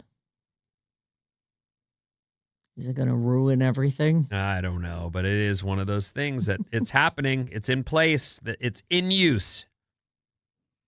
It can execute standard traffic command gestures synchronized with the changing lights and also give people warnings. Like I said, for your safety, please ride bicycles in the non-motorized lane. Yeah. So does it enforce it with like an AK or like, have they not loaded the guns yet? I don't believe it's loaded. I mean, we all loaded saw guns. Terminator and RoboCop, and I don't want any. That's what it looks like. It's a full-size robot. I was picturing just sort of a torso on a pedestal. Nope. From but a distance, you would think it's a person, and as you get closer, you'd see there's no real face there. Those things fall over a lot. What are you saying? Robots fall over a lot. So is that the gag? The kids are going to push it over? Like cow tipping for the modern age. Yeah. Okay. Well, get ready. I wonder if I can get right back up. It is I did not expect it to be a droid. I expected it to be just like a little bot. Here's the long shot. It's standing on a little... Oh, it is on like a roll-around stand. But you can see there's a painted spot underneath it where it parks that thing. Yeah. So it is a full-on traffic control police officer in China. Probably working as we speak. I don't know what time it is in China, but I think it's like 16 hours ahead. Should we work it out? No. Are you sure? No. We did that one time on the radio. It did feel like listeners were leaving us by the thousands. No, they were trying to figure it out with us. No. Listeners love to work out mouth problems on the show. Thanks, listeners. If you know math, I think you're excited by math. If you don't know math, and many of us don't, we find ourselves going, what? It's the peanuts talk. What are you doing? I'm figuring it out. Yeah, we're figuring it out. Let me know when you get an answer. In the meantime, Greenland's been in the news a lot lately. It certainly has. Do you know any Greenlanders? I don't. Well, they have taken up... How many of them are there? Like 40? What's the population of Greenland, Bob? Let me do some research. Okay. I think Iceland is 400,000 people. I would say Greenland And has you've been fewer to people. Iceland. Yes, and it feels crowded in the city, and then there's no one. Well, they are now wearing red hats that say, "Make America Go Away." Oh, So their protest is on. They don't want to be Americans. And this is the hat, is just a new thing I've not seen. I know there's some anti-American sentiment in the world, but... Oh my God, the population's only like 56,000. Well, they all turned up in red hats that say, "Make America Go Away" again. Sheesh. all right. Well, there's Melgo. Good one. Thanks. Iceland's about 400,000 people. Yeah, they actually have. Greenland's 50K. Yeah. Iceland has one of those like dating apps where it's like, are you related? And because they got to be real careful with that. So where they have 400,000 people, and then in Greenland, I guess they just can't. They're just aren't you kind of after just a generation or two, you're like related to everybody. What do you mean they just can't? They're not allowed to partner up? Well, They can't date? wouldn't you not want to bang your cousin? I guess is the question. Well, in a perfect world, yes. Or your half brother. Wait, no. I don't know what the answer is the way you worded that, but I know I don't want to be with my cousin. Right. But I do want to. There's an app for that. Don't worry. You'll be fine. You just find the people that it's safe to do stuff with, or you just use contraception so that you don't have to worry. Oh, so you could do it with that stomach turning feeling you have about this being your cousin and he looks a lot like you. Yep. But as long as you don't have a child from your romance. But I suppose no harm, no foul. Yeah, I don't know. It seems like, though, that it's nice to have a larger population to choose from than... Well, I think we're third cousins. I think that makes it okay. I guess I would say to myself in that moment, as it's explained to me, that you'll never get to, because despite your loins aching for the love, Oh, or however you would describe that, Where's the next boat off this island? Let's go to Europe. I need to get out of Let's here. go to the mainland. I need to be a 13-year-old without worrying about what's going to happen. Let's go over to Greenland. I don't think I'm related to anyone over there, and there's only 56,000 of them. They must be looking for fresh blood. Oh, my gosh. Googie says that it's not hard to avoid marrying a cousin. There's enough people that who know that you're related. People. No, there's enough people that there's enough genetic diversity. Okay. Googie says that. Googie says that. All Thanks, right. Googs. That's what we call it now, apparently. Well, I don't want to set off anybody's thing. Oh, Look at you go. Plus, it's cute. How about a fast fact? okay. I love those. You know that. Fast fact. You did it. The song Mana Mana.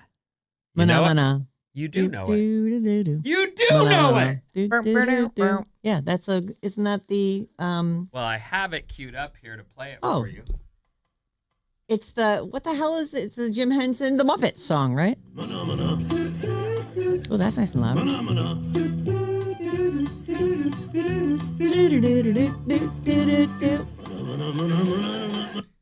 Mana Mana, ladies and gentlemen. Now I got to get Mana. back to I can't play my own audio. It really.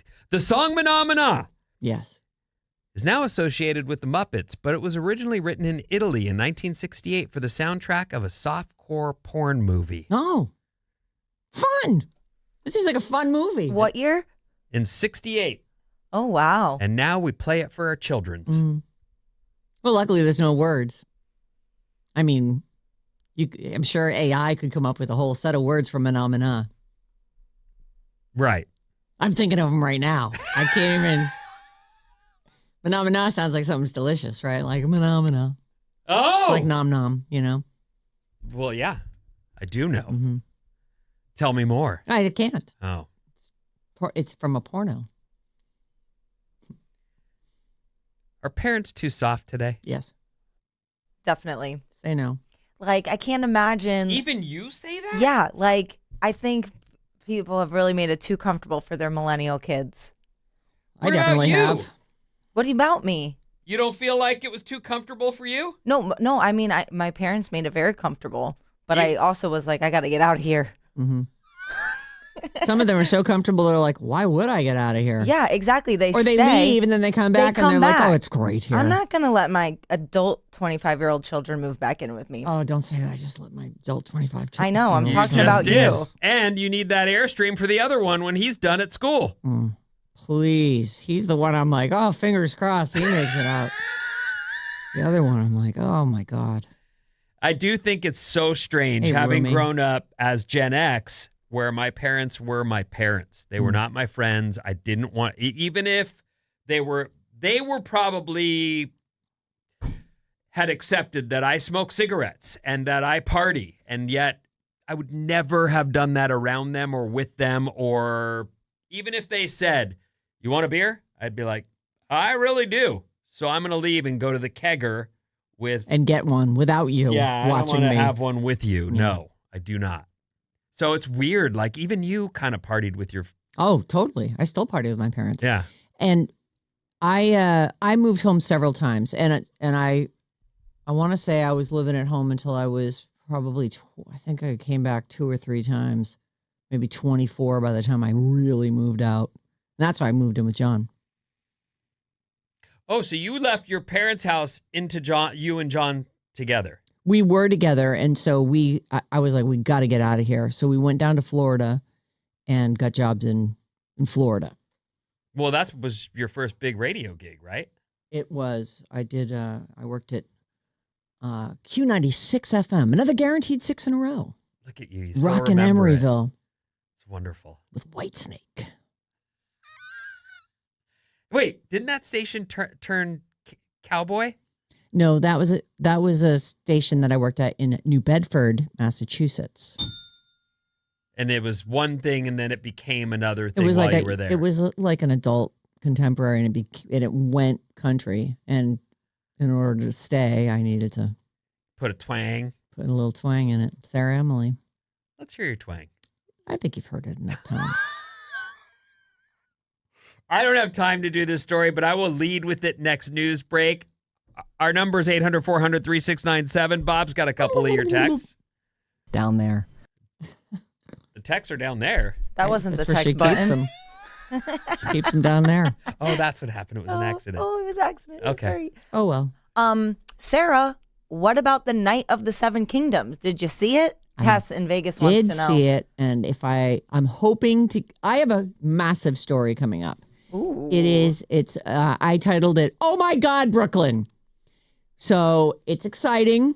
It's a big deal. Do you know who Brooklyn is that I'm talking about? It's a person. Oh. It's a person named Brooklyn. He has famous parents. We'll talk about it. It's a big story. So I'm hoping, I do want to talk about Night of the Seven Kingdoms. Did you watch this at all? I did. I watched it last night. Okay, so it's great. And there's a scene that's very disturbing in it. I was like, what? Up front. Is that real? Yeah, in right the at beginning. at the Is beginning. it real? Of course it's not real. But it looked too I real. don't know. It was really did you his guys, butt. did we talk about the Seventh Kingdom thing before? Yes, we've mentioned it. It's a spin-off show. It's the Dunk and Egg Adventures, the Hedge Knight. It's a Game of Thrones show. It premiered. It went by like that, 42 minutes. I'm like, oh, I blinked and it's over. So we're going to let it build up. But it's great. The casting's great. I love Dunk and I love the kid playing Egg. I think it's great. Okay. But I do have some information about that one thing. I'm like, what am I looking at? But not the borough in New York. It's Not some this human is something being. else. Okay. That's a whole nother story. That I'm so excited to talk about what you're talking about. By the way. Look at me. I know. You're hooked. He's on the hook. Okay, I got him on the hook. We're gonna take a quick break. When we come back, I'll let him. I'll throw him back.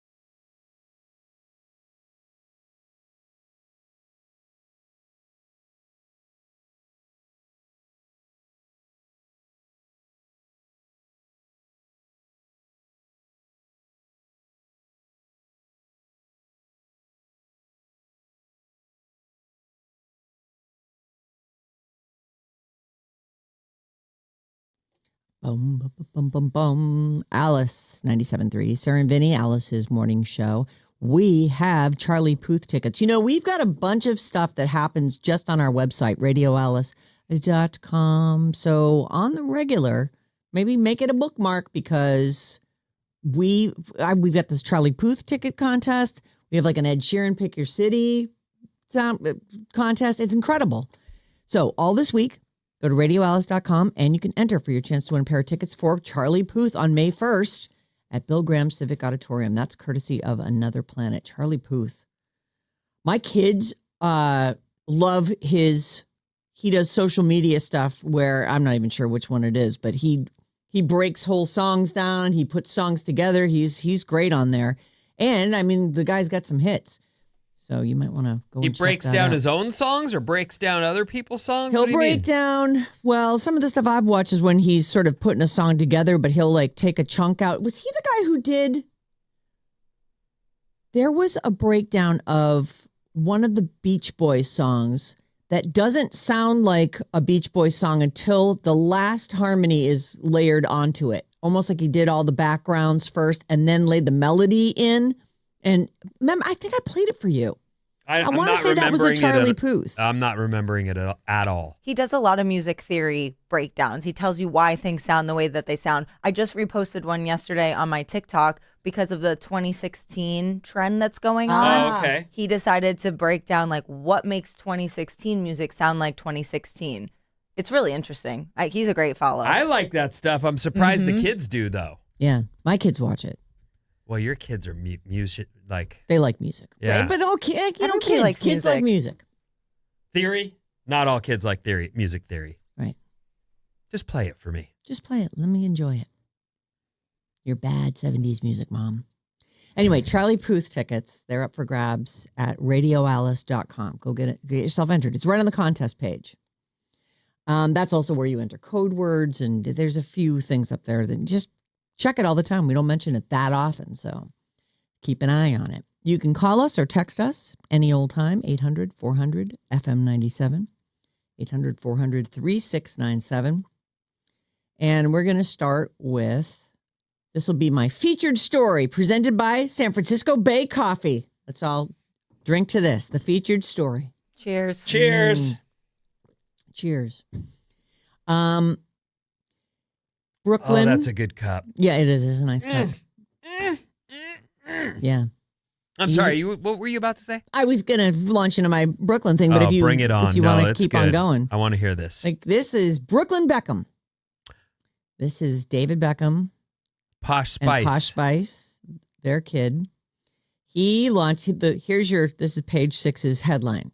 Brooklyn Beckham launches astonishing attack on parents David and Victoria in bombshell statement. I do not want to reconcile. That's his quote. He says he had no choice but to break his silence on his long-standing family feud. So, I have a question before you even go any farther. If you're the Beckhams and your kid comes out and does that, do you immediately close his bank account? You know, the one that you've been filling up with money. Do you immediately say, okay, good, you're on your own? Whoosh, carpet right out from underneath him. I don't know. I think that sometimes... Or do you have to be a parent and be grown up and be like, he's just going through a phase? You know, can you look at his wife? His wife's name, this is Brooklyn Beckham. Nicola Peltz. Yes. Is she... She rich. That's what I was thinking. He don't need their money anymore. Because he's got Nicola money. I think her dad is like... I can't remember exactly what it was, but in a nutshell... He gets with this chick, Nicola Peltz. He loves her. They're together. Are they married? They are now. Yeah, Oh, okay. They have been for I think 3 or a little over 3 years, maybe. I think they married in 2022. 2022. Yep. And then they renewed their vows last year because his mom, Victoria Posh Spice Beckham, ruined the wedding. Which I remembered this at the time. There were a few good, juicy, crazy stories coming out of that. But now he's decided, I am breaking up with my family. So in a lengthy statement that he shared via Instagram yesterday on his stories, so I don't know if it's on our still or not, David Beckham and Victoria Beckham's oldest child made an effort to tell the truth about some of the lies that have been printed from his parents allegedly continuing to go to the press about himself and his wife, Nicola. I do not want to reconcile with my family. He's 26, Brooklyn. I am not being controlled. I'm standing up for myself for the first time in my life. For my entire life, my parents have controlled narratives in the press about our family. He continued, for my entire life, my parents have controlled the narrative with performative social media posts, family events, and inauthentic relationships. Recently, I've seen it with my own eyes, the lengths they'll go to place countless lies in the media, mostly at the expense of innocent people to preserve their own facade. Now, I don't know what they posted recently. I don't follow any of these people. Well, what I would say just off the bat, we had a kid who worked here for a while, and he was like, social media is meant for you to brag and for you to make yourself look good and only post things that make you look like a celebrity and a superstar. And so there's that out there that is, I'm building myself an image here Always that be may Brandon. or may not be, Real. based in fact, but that's the job of social media in some people's minds. Yep. So they're doing what anyone would do is my point. He says, he notes, the truth always comes out. And he claims that David, who's 50, and Victoria, 51, have been trying to endlessly ruin his relationship with his wife, Nicola Peltz, who's 31. I guess he's 26, she's 31, since before they walked down the aisle in April of 2022. It hasn't stopped. This is, and some people will remember some of this stuff. This is for sure. This was absolutely stories in the press at the time, but it's been 3 years. He says, my mom canceled making Nicola's dress in the 11th hour, despite how excited Nicola was to wear a dress made by her soon-to-be mother-in-law. And this has been a big point in the media about against Nicola, right? The media's kind of painted her to be, both of them, to be bratty. And one of the biggest questions was, why wouldn't she wear a Victoria Beckham design dress? And they say, Nicola and Brooklyn say, it was set. Victoria was designing the dress. All the fabric had been purchased. The design was made. And then at the 11th hour, Victoria said, you have to find a new dress. I'm not making you a dress. Why? Because she didn't want her to wear the dress. She's not into her daughter-in-law at all. Yeah. Okay. So he says she canceled the dress. David and Victoria allegedly repeatedly pressured and attempted to bribe Brooklyn into signing away the rights to his name ahead of them getting married. He also alleges that the night before the wedding, members of his family told him, Peltz is not blood. She's not family.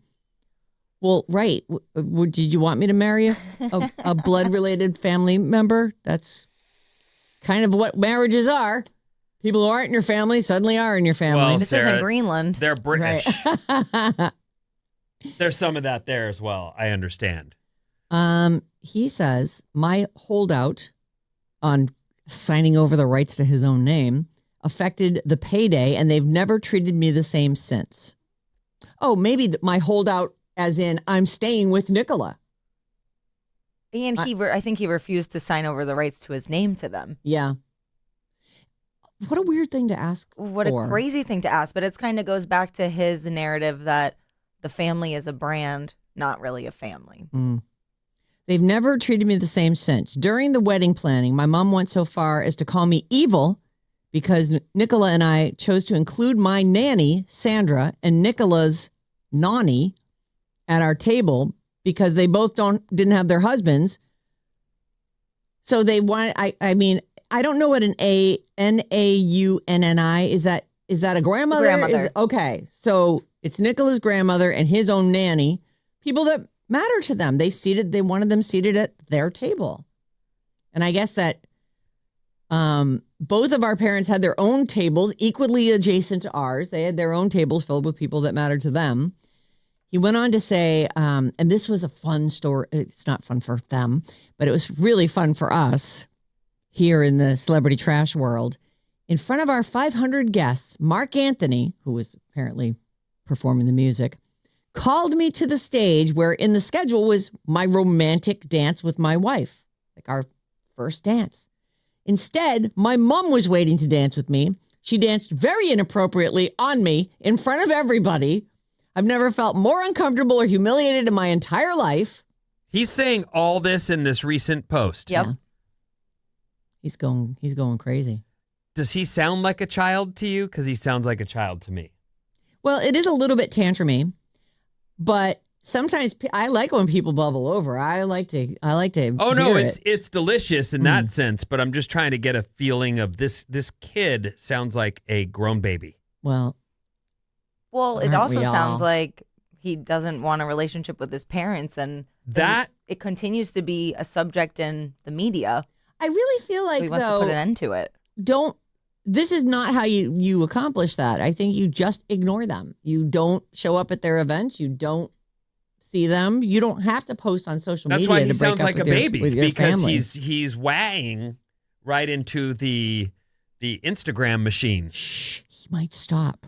Shh. Wow. But it has been years of this. I I mean, they know. got married 4 years ago. Pushing 4 years. So Well, he's look. been quiet for a while. I read a lot of articles that don't necessarily translate to the radio, and there's lots of stories about there being a trend towards kids canceling their parents. As in, I'm cutting them off. They don't make me happy. They torture me. I don't want any part of them. They're mean. They're yeah, they also born you. And I mean, there's a lot of bad parents out there, I guess. So, okay. But this is not surprising that he's doing it in the sense that there's a trend towards this. Yeah. Cutting your parents out of your life. It does feel like these are high enough profile people that it's ill-advised at best. Mm-hmm.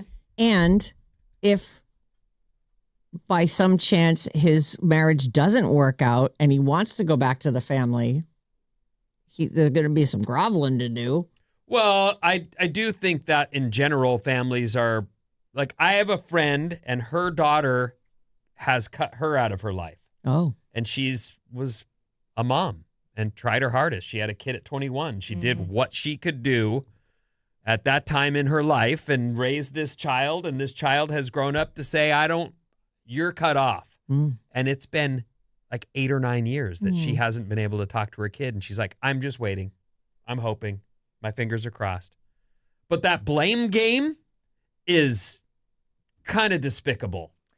I don't know. I understand what you're saying, that it's a trend, and I do think a lot of millennials are bratty. But I also think that there's a lot of terrible parents out there Agreed. who refuse to do the work to improve their relationships with their children. Because our generation, my generation, is so much in therapy compared to the older generations, we have a lot better understanding on average of how to understand our feelings and how to communicate them and how to recognize patterns and how to get out of those patterns that a lot of people and a lot of people's parents are not willing to do. So if you are in this relationship and you are learning about yourself and able to communicate like, hey, you're doing this and it's hurting me and it's hurting our relationship, and they refuse to change, I understand not wanting to have them as part of your life. That doesn't take away everything that they did to support you, but also that's their responsibility, is to take care of you. They're your parent. They brought you into this world. And I think some of the most fraught relationships are parent-kid relationships. Like there's almost no escaping it. Like I feel like I'm kind of my own person. I have the things in my life that I want, and I do try to cut things out that I don't. And whenever I'm around anybody in my family, but specifically my mom and dad, I regress. I react to the way that they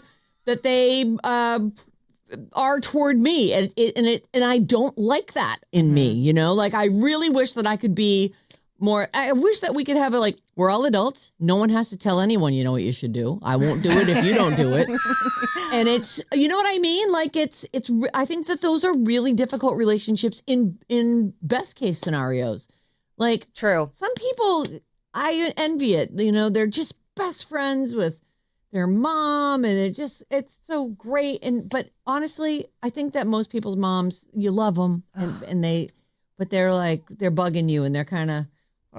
My mom and I are very close. I adore her. She annoys the crap out of me. You threw her out of here. She I know. came in here to hang out with you at your new job, and you made her leave. She was annoying. Yeah. I liked her. You should have sent her in this room. Yeah, I guess she kept telling, she kept, you know what you should do to you in there. Oh, here's what you should have done in that break. It was just stressful. The whole being live on the radio added a little bit to it, okay? And I wonder if, as we're talking about Brooklyn Beckham and his relationship with his parents, who are or lack thereof, right? Posh Spice and David Beckham. Every relationship is different. I'm sure there are added pressures when these are very high-profile people. He grew up with a silver spoon in his mouth. Mm-hmm. He's never had to face any real adversity most people go through in their lives, whether, they can't flunk out of school because they're already in debt for their college tuition. He just doesn't go through any of that stuff. It does sound a lot wah ambulance. I don't know. Go ahead. I just think the average person is going to hear it like that. Now, there may be a whole young people generation. Like I said, I'm hearing and reading about these young people cutting their parents out of their lives entirely.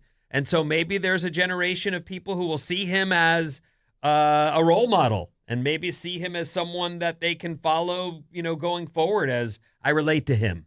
It might do him some good. Who knows? I see him as a baby, a big grown baby. I definitely don't see him as a role model, but I respect what he's saying and I believe him.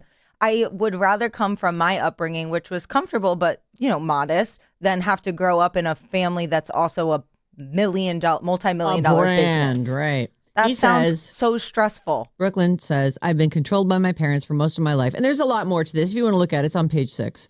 And it's an interesting read. But he basically said, I grew up with overwhelming anxiety for the first time in my life since stepping away from my family. That anxiety has disappeared. I wake up every morning grateful for the life I chose, and I found peace and relief.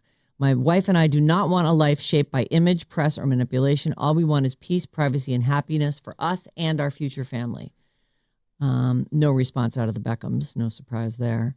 And it goes, there's a lot of speculation and other incidents. And if you want to read the whole thing, please have at it. Actually, you know what? I'll post it for you up on the Facebook page so you don't have to look. I don't have any way to defend them, and I don't even know them or know anything about them. But I know that fame is not something that you can read about in a book where it would say, and here's what you do. Mm-hmm. Here's how you handle this. Here's how you keep from getting sued. Here's how you... I'm sure they were doing the best they could. Now, there are people who are so good at manipulating the press and the public, and those people who are able to sort of manufacture it. Maybe that's what he's talking about. Right.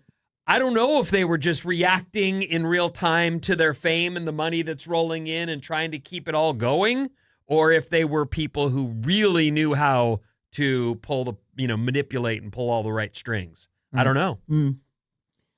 I don't know either. I want to play a game here. Okay. I need to grab my little thing over. We're getting a lot of texts about this. Oh, please. 707 says, my oldest daughter has cut me off so many times and it breaks my heart every time. She's a heavy drinker, and whenever she gets upset with me, which is often, she cuts me out of her life and my grandsons too. There's people on the other side too, though. If what Brooklyn says is actually true, he is not whining. Behavior like that from parents is inappropriate. KT from San Mateo. Well, and I'm not defending them, but I am saying in some cases, even a celebrity is in over their head and they're just trying to figure their way through it. I don't know if that's them or not. I don't know.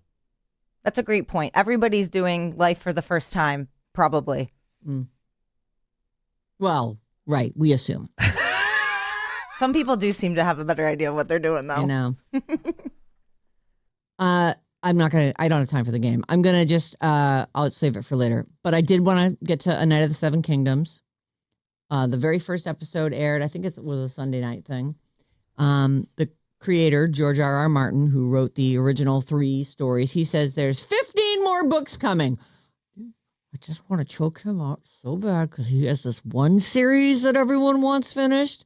And I wanted to clear up that it is the guy who plays Dunk, Sir Duncan the Tall, who is so cute, by the way. As soon as the show started, I turned to Susan and I said, I think he's too cute for this world. He's so cute. Nobody in Game of Thrones is supposed to be that attractive. I know. Well, he does put on, like, he's not supposed to be the brightest bulb, this Sir Duncan the Tall. And so he puts on kind of a slack face. I think his name, let me see if I can find his name. I don't know if it really matters. I think he's unknown. Peter Claffey is his name. Oh, Peter Claffey. Sure. Sir Duncan the Tall. He's great. In like basically the first scene, his butt's sticking out from behind a tree and he's doing that one thing people do with their butts. And it is his butt. They're confirming it is his butt, but anything else in that is fake. Anything else that might be happening? I'm not sure what you're saying. So did he have one of those falls, like a 1 in a million shot? No. Oh. It's just like it's kind of a daily occurrence. Oh, a bathroom situation. Yes, but it's just so surprising and jarring when it happens. For those of you who have no idea who Dunk is or any of the stuff she's talking about, he's a good-looking redheaded kid.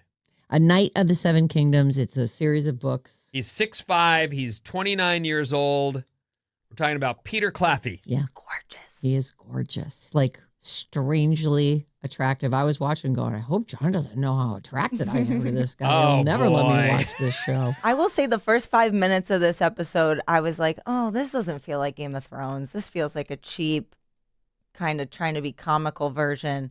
The fact that the pooping thing happened in the first 5 minutes was like, what's happening Clearly here? they're trying to set the tone, but I stuck with it. And by the end, I'm in. I little love him. kid is everything. I can't wait. I cannot He's everything. This guy was a professional rugby player in Ireland before he became an actor. How did he just get more attractive? I don't even know what rugby is. I think it's like a round ball, but sort of looks like football, and it's a rough sport. Everyone's dirty. I love it. 6'5", 262 pounds. Oh, big dude. Gorgeous eyes. The end. What's coming up? Sorry. This is a holdover from last break. out. I'm not trying to stay on the parenting thing, but this was the story I didn't get to. Are parents too soft today? Oh, yeah. There we go. A list of chores from the olden days after these.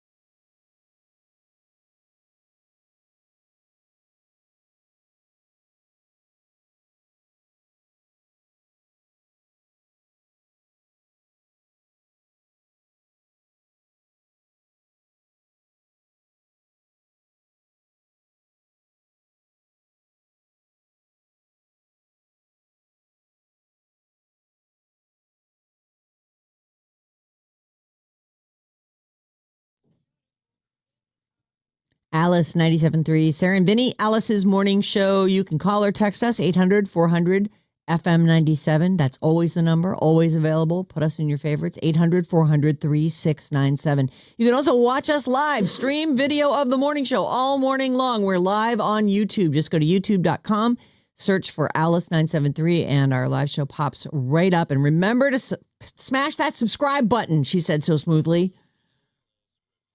What's up, everyone? This Alice Report is brought to you by Jumpstart MD. Start your weight loss journey with Jumpstart MD. Mention radio to get started for only $20.26. Call 855-JUMPSTART or visit jumpstartmd.com. Good morning, everyone. Hello. Thanks for choosing us. We appreciate you being here. Yep. There are some clouds, but also some blue skies overhead as we broadcast live from downtown San Francisco. That's kind of the move today. There'll be some clouds, but there'll be also no rain and sunshine and highs in the mid to upper 60s. Sounds good. It's another I'll nice take day. it. Yeah, Yep. I agree. The 49ers lost bad over the weekend, and that's enough of that. The Pats play the Broncos going forward, and the Rams play the Seahawks. Those are your championship games in the NFL. And the Hoosiers won the national championship yesterday, and Fernando Mendoza, the quarterback for the Hoosiers, will likely be your newest Las Vegas Raiders player. Oh. He'll probably go number one. Do they have first pick? They have the first pick. They were the worst team in the league this year, in a league with a bunch of bad teams. Also looks like our coach, never mind. We don't need to get into all the details of sports. There's a station down the hall, though. They'll tell you everything. 95.7 The Game. Our little brother station. That's what they're called. In fact, I think it's a face-off tomorrow on Bridge the Gap, because Guru from Steiny, I guess he's jealous because Steiny got to come on and do a threefer. Yeah. And so I think Guru's going to play for Gen X, and we're trying to get It's a surprise. Oh, it's a surprise. AKA, I haven't booked anybody yet. What do we call this game again? Bridge the Gap. Bridge the Gap. Like the the generation battle of the gap. generations. Yeah. And we're the current champion. The old people. The old people are winning. Oh, yeah, I really need a winner. You do. You do. You guys need to give us some easier questions, though. I feel like our questions are easy, but we'll work on maybe questions at least one today. gettable one. I thought collect call was gettable. Yeah, it was. You're right. You're right. Yeah, I don't know. It's hard to know what's gettable. Like, to me, if you know anything about, especially Bay Area sports, you know what number Joe Montana is. You just do. It's like automatic. That was gettable. I didn't know it, but it was gettable. Yeah, I mean, yeah. All right. He was the hero. For a long time. I know. Right here. Well, let's not rubber nose on this in it, ground that we're, broadcasting to. Okay, so this is the story I started last news break and didn't get to. Are parents today too soft? A man's list of chores from his childhood has gone viral. Oh, okay. These are the things this guy had to do to get his allowance. So what did you make your kids do chores? They had to do some chores, nothing like what my mom and dad had for us. Okay. We had a lot of chores. We had a big yard. There was raking to be done. And you did it? We had to do it. We've had Or what?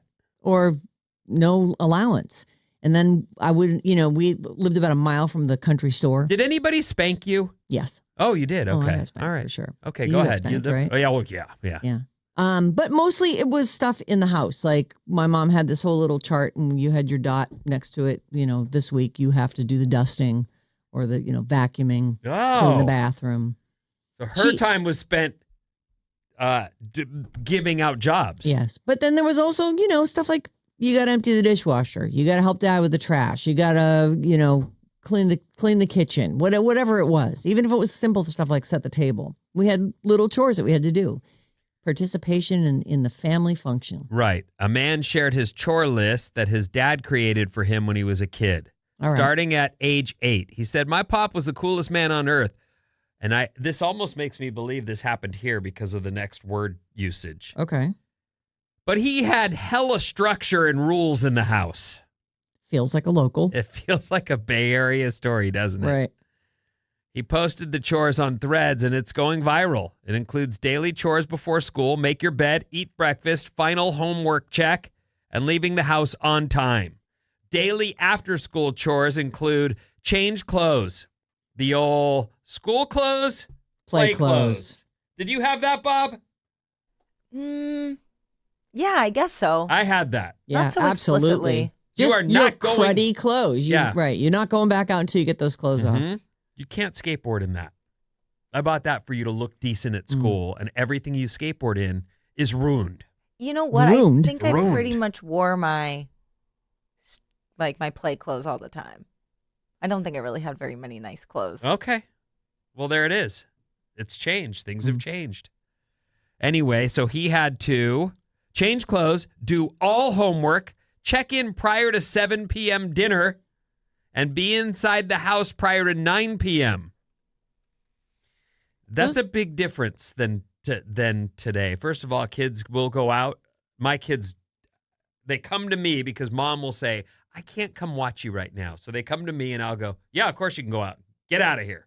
Right. But they go down the street, knock on the door. If those kids can't play, they're back in 10 minutes. No one can play.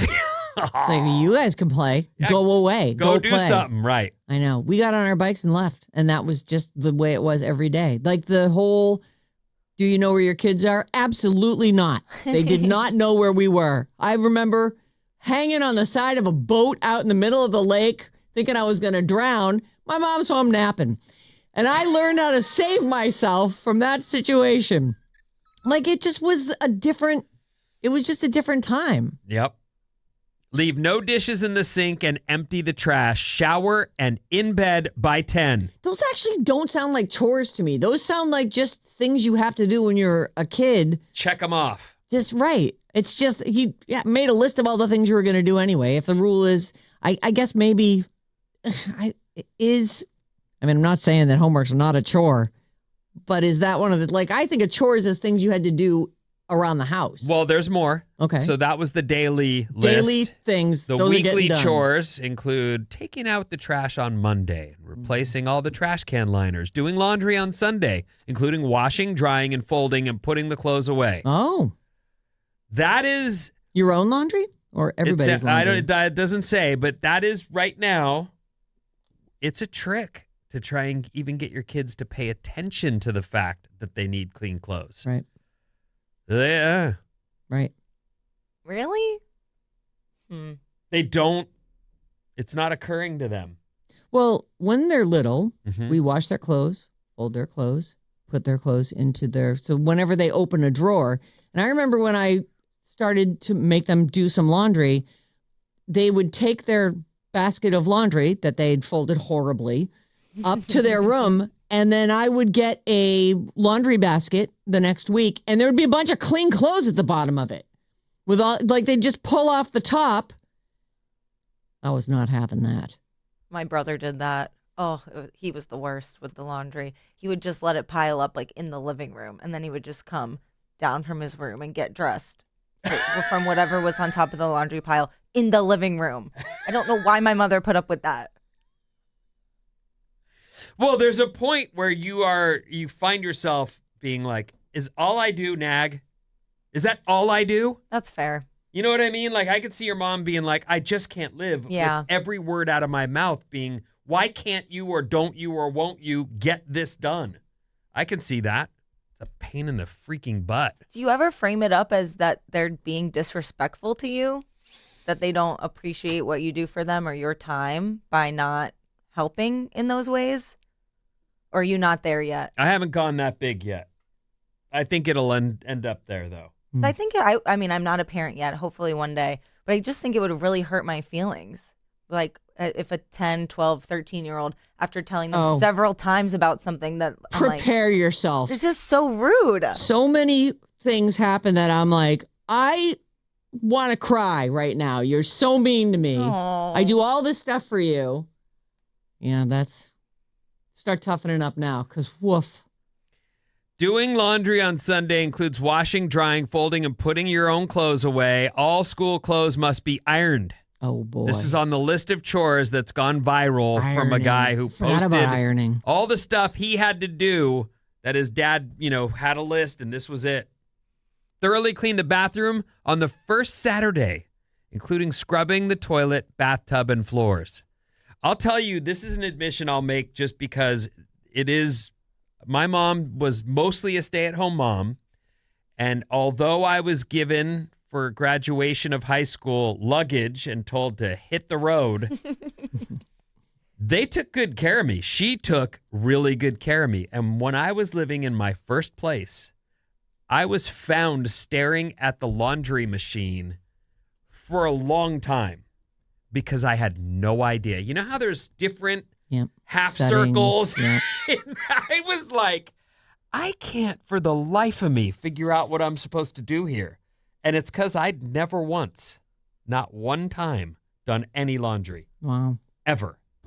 And my friend goes, "What are you doing?" And I'm like, "I don't know. Just giving this thing a look over." And he's like, "You don't know how to do laundry?" What the? He goes, "Here's what you do." And this is where the old laundries where you poured the stuff into the bottom of it and you turn that to the setting and then push it in to start that, like that. I didn't know how to do that. It doesn't take much. You weren't a loser. You just hadn't done it. Well, but it is that thing now. Are we going to turn kids out into the world and they can't do their own laundry? Yeah. Seems like it.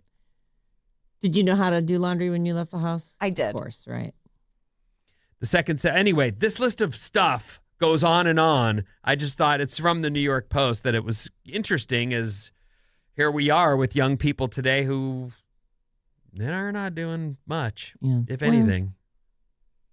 They'll get there, or they won't. It's like if you're raised a certain way, and then you realize when you live with some roommates, like, oh, not everyone's a freaking neatnik like my parents were, and then you have to decide for yourself how you want to live, and maybe it takes you a while, but then eventually you start to, especially once you own things. When you actually have worked for something and you own it and you want it to stay nice, I think that's when that stuff starts to happen. When you're a kid, you don't really have an appreciation for how that thing made it into your hands. Right. So it takes a while. It does. I think my dad did a good job at giving me pride and being able to take care of myself. He would always be like, "Oh, you're self-sufficient." Like at 8 years old, I learned how to make macaroni and cheese. Like, you can feed yourself now. Congratulations. That's nice. That is nice. It's also, at 8, he was letting you run the stove. Huh? Yeah. Oh, yeah. Oof. I was cooking early, too. My mom would be like, make the meat sauce and boil the water for spaghetti. And then we all started getting, like, competitive, like, whose meat sauce was the best meat sauce. Whose was? Mine, obviously. Of course. Yeah. This next story is I think it's interesting. In the Rams-Bears pregame on Sunday, and this was in Chicago. Okay. It was snowy. It was cold. Like, there were a few snowy games. It was fun. we don't know cold here, like they know cold there. Chicago's cold. It was like 20 degrees or something. They mentioned some of the Rams players were putting cayenne pepper in their socks. Does that work? It's a new hack. It's supposed to keep your feet warm. And the question is, does it really work? And the answer is yes. Huh. Experts say it really can make a difference. Huh. I would actually think that would be a problem as you're running around. I don't think you use that much. Okay. I know what you're saying, Yeah. that your foot would slide within your sock. Right. Capsaicin is what makes peppers spicy. Oh. If you rub it on your skin, it widens the blood vessels and helps with blood flow and causes a warming sensation. Hmm. So the next time you snowboard, maybe you want to try a little, or ski or whatever. Yeah, whatever you Try a little cayenne pepper in your socks. They did that. These pro ballers put this stuff in their socks. They say they recommend a half teaspoon of cayenne mixed with an ounce of foot powder. 1 ounce of foot powder. Oh. Maybe definitely do a trial run before Yes, you're before up on a you- mountain right. with that, because there is certainly that, oh no, the turkey's ruined. We should have done a trial turkey. You know what I mean? You want to do a Thanksgiving. test run on Yes, stuff. Yes. anything We're going you to try do. this new thing. Let's do it ahead of time before crunch time. For the record, cayenne pepper will stain your socks red, so don't. Oh, is that what they're saying? Yeah. Okay. Mhm. Good to know. This story is wrong Oh. because, well, unless I have the only 2 kids who laugh at farting. Farting, everyone. It's hilarious. They say, it's the one thing that's still universally funny across all demographics, except it's not. Kids don't find it funny anymore. And I'm looking at this going, I have 2 daughters, and it's their favorite thing. Yeah, where is this story from? Let me see. Because farting is funny. It always is. And for kids especially. I think it's a family thing because this was not a thing in my family. Oh. So I don't think it's funny to be honest with you. And I actually have, my kids will frame me to their mom. At the dinner table, they will go, I was sitting in my room and I heard Dad cut a juicy one. And then the other one goes, and I'm like sitting there going, none of that happened. What are you even talking about, you lying liar? Well, the more you deny it, the more guilty you'll be. Well, sure, but there I am, like just framed. I'm just trying to eat my chicken and, corn, and now I'm the farting guy. Well, Don't, the well, shoe fits. No, it does. That's the point. It doesn't fit. It squeaks though. Yeah. Anyway, they say. Okay, Bob. All right. Oh, 800-400-37. Never mind that story. I like that story. Just landed right back on me. Well, you told the story where you were the butt of the joke. 800-400-3697. Bob's on the show. Oh, the number of times my 2-year-old has hurt my feelings, not to mention the physical abuse, LOL. Prepare yourself, Bob. Yeah. It is. It's actually really sad, especially when they're teenagers. Just like that is the meanest thing you've ever said to anyone. And you said it to me, the person who loves you the most. I would do anything for you. And that's what you just said to me. Did you say that to them when they said it? How did they respond? They're just little bitches about it. Maybe they apologize. I can't really remember. I remember they said some really awful things to me. Is that right? Yeah. So far, the farting thing's the only thing that I've really taken a hit on. You're not alone, Sarah. This person says, all conversations with our 17-year-old start with an eye roll. Yeah. Oh, God, the eye roll. I would literally want to just like stick a pin in there just to keep it from rolling. Just stop it. Oh, you ingrate. Oh, this person says, my husband still gets dressed like Bob's brother. Drives me insane. With the clothes in the living room. Oh, what should I wear today? What's on the chair? This seems fun. I'll put this on. I love this. I think this is a great parenting tip. Not that I'm a parent, but maybe you guys will think it is. So every summer when my boys were in grade school, we had what we called boot camp for life skills training. They learned a new set of skills every summer and we worked on it. This would include laundry or cleaning the bathrooms or even doing things like managing finances.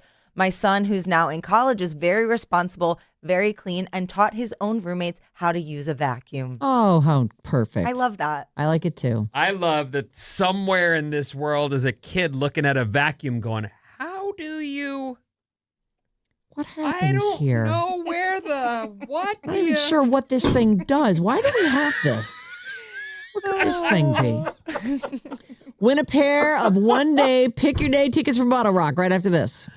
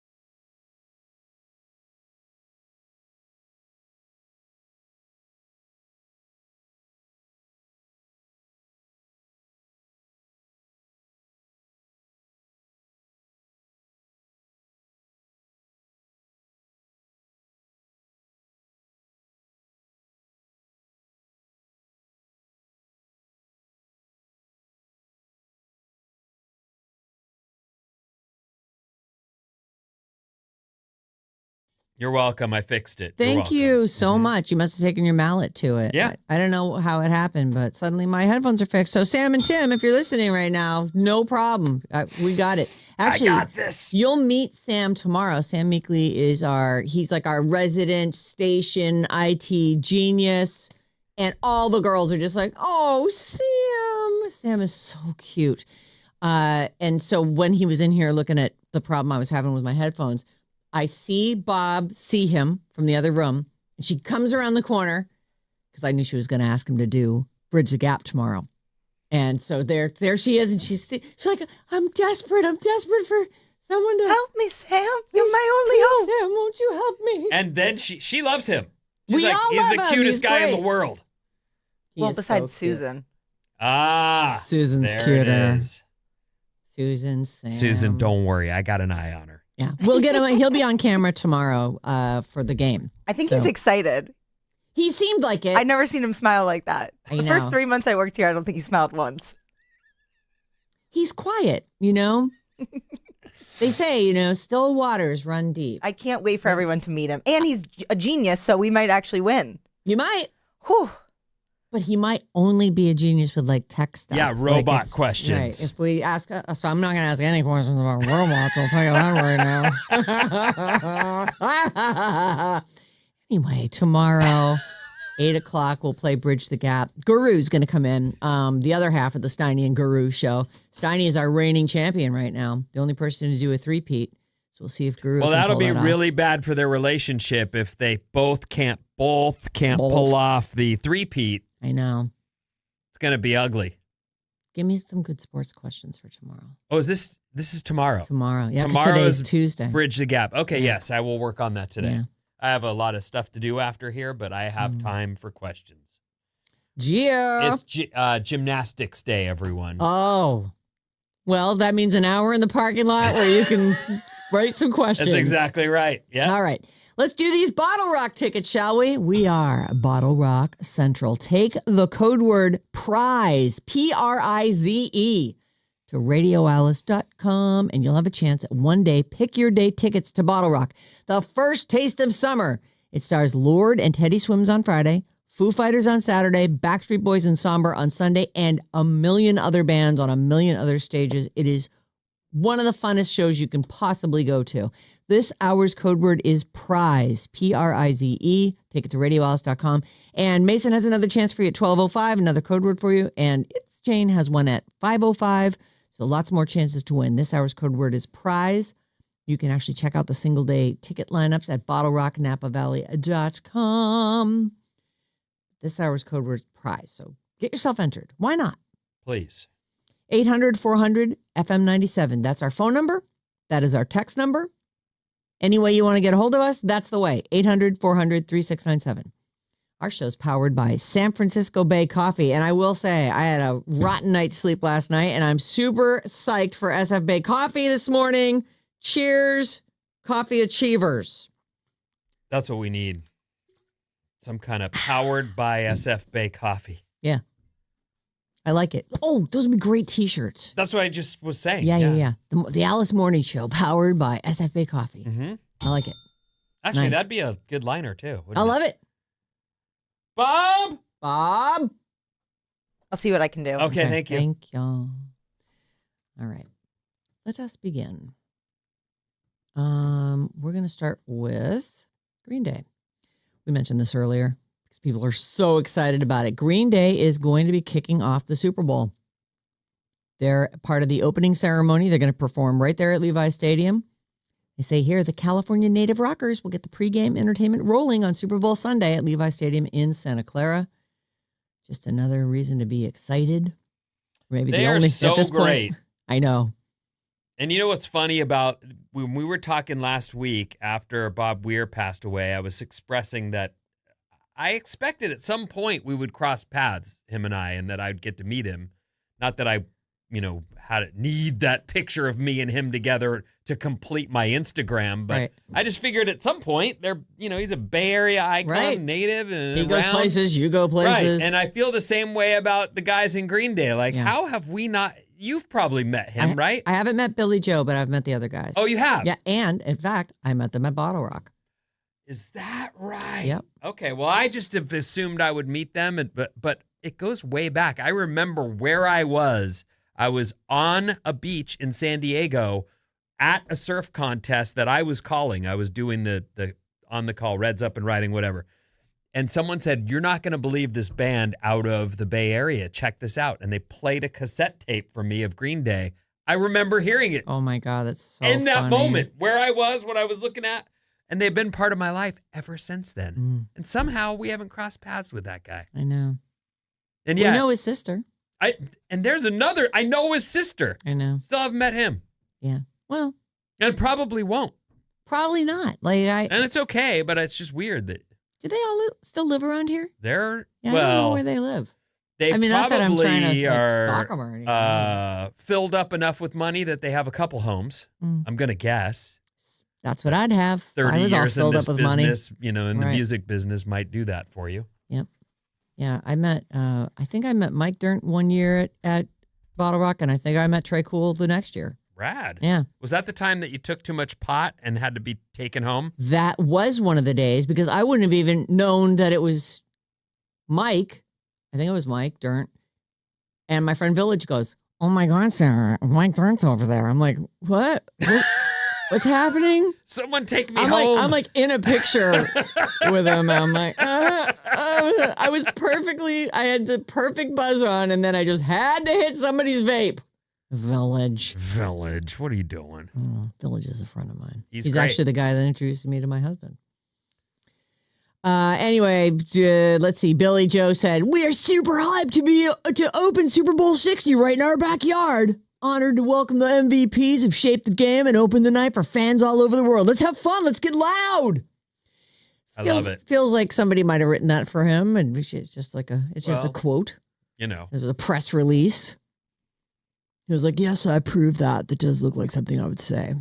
It's hella cool. Or they go, "Read this on your walk down the hall into a microphone. Thank you. We'll move on."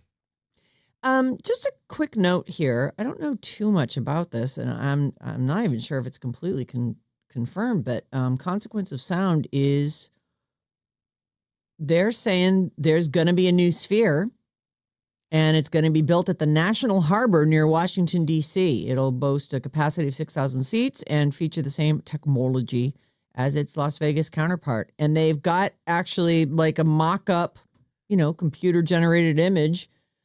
It's like sort of right Riverside in D.C. You want to take a look? It's the same thing? It's the same exact thing. And they just took the sphere and went, now that we spent $2 billion building the sphere, we know how to do it. We're going to start building them. But it's cool. That would be a cool thing to drive by every day. I read that Metallica is in talks and just finalizing their, what do they call those stands? It's a residency. No, residency. I actually have it here, yeah. Oh, you do? Yeah. I saved stories for you about Metallica. Oh.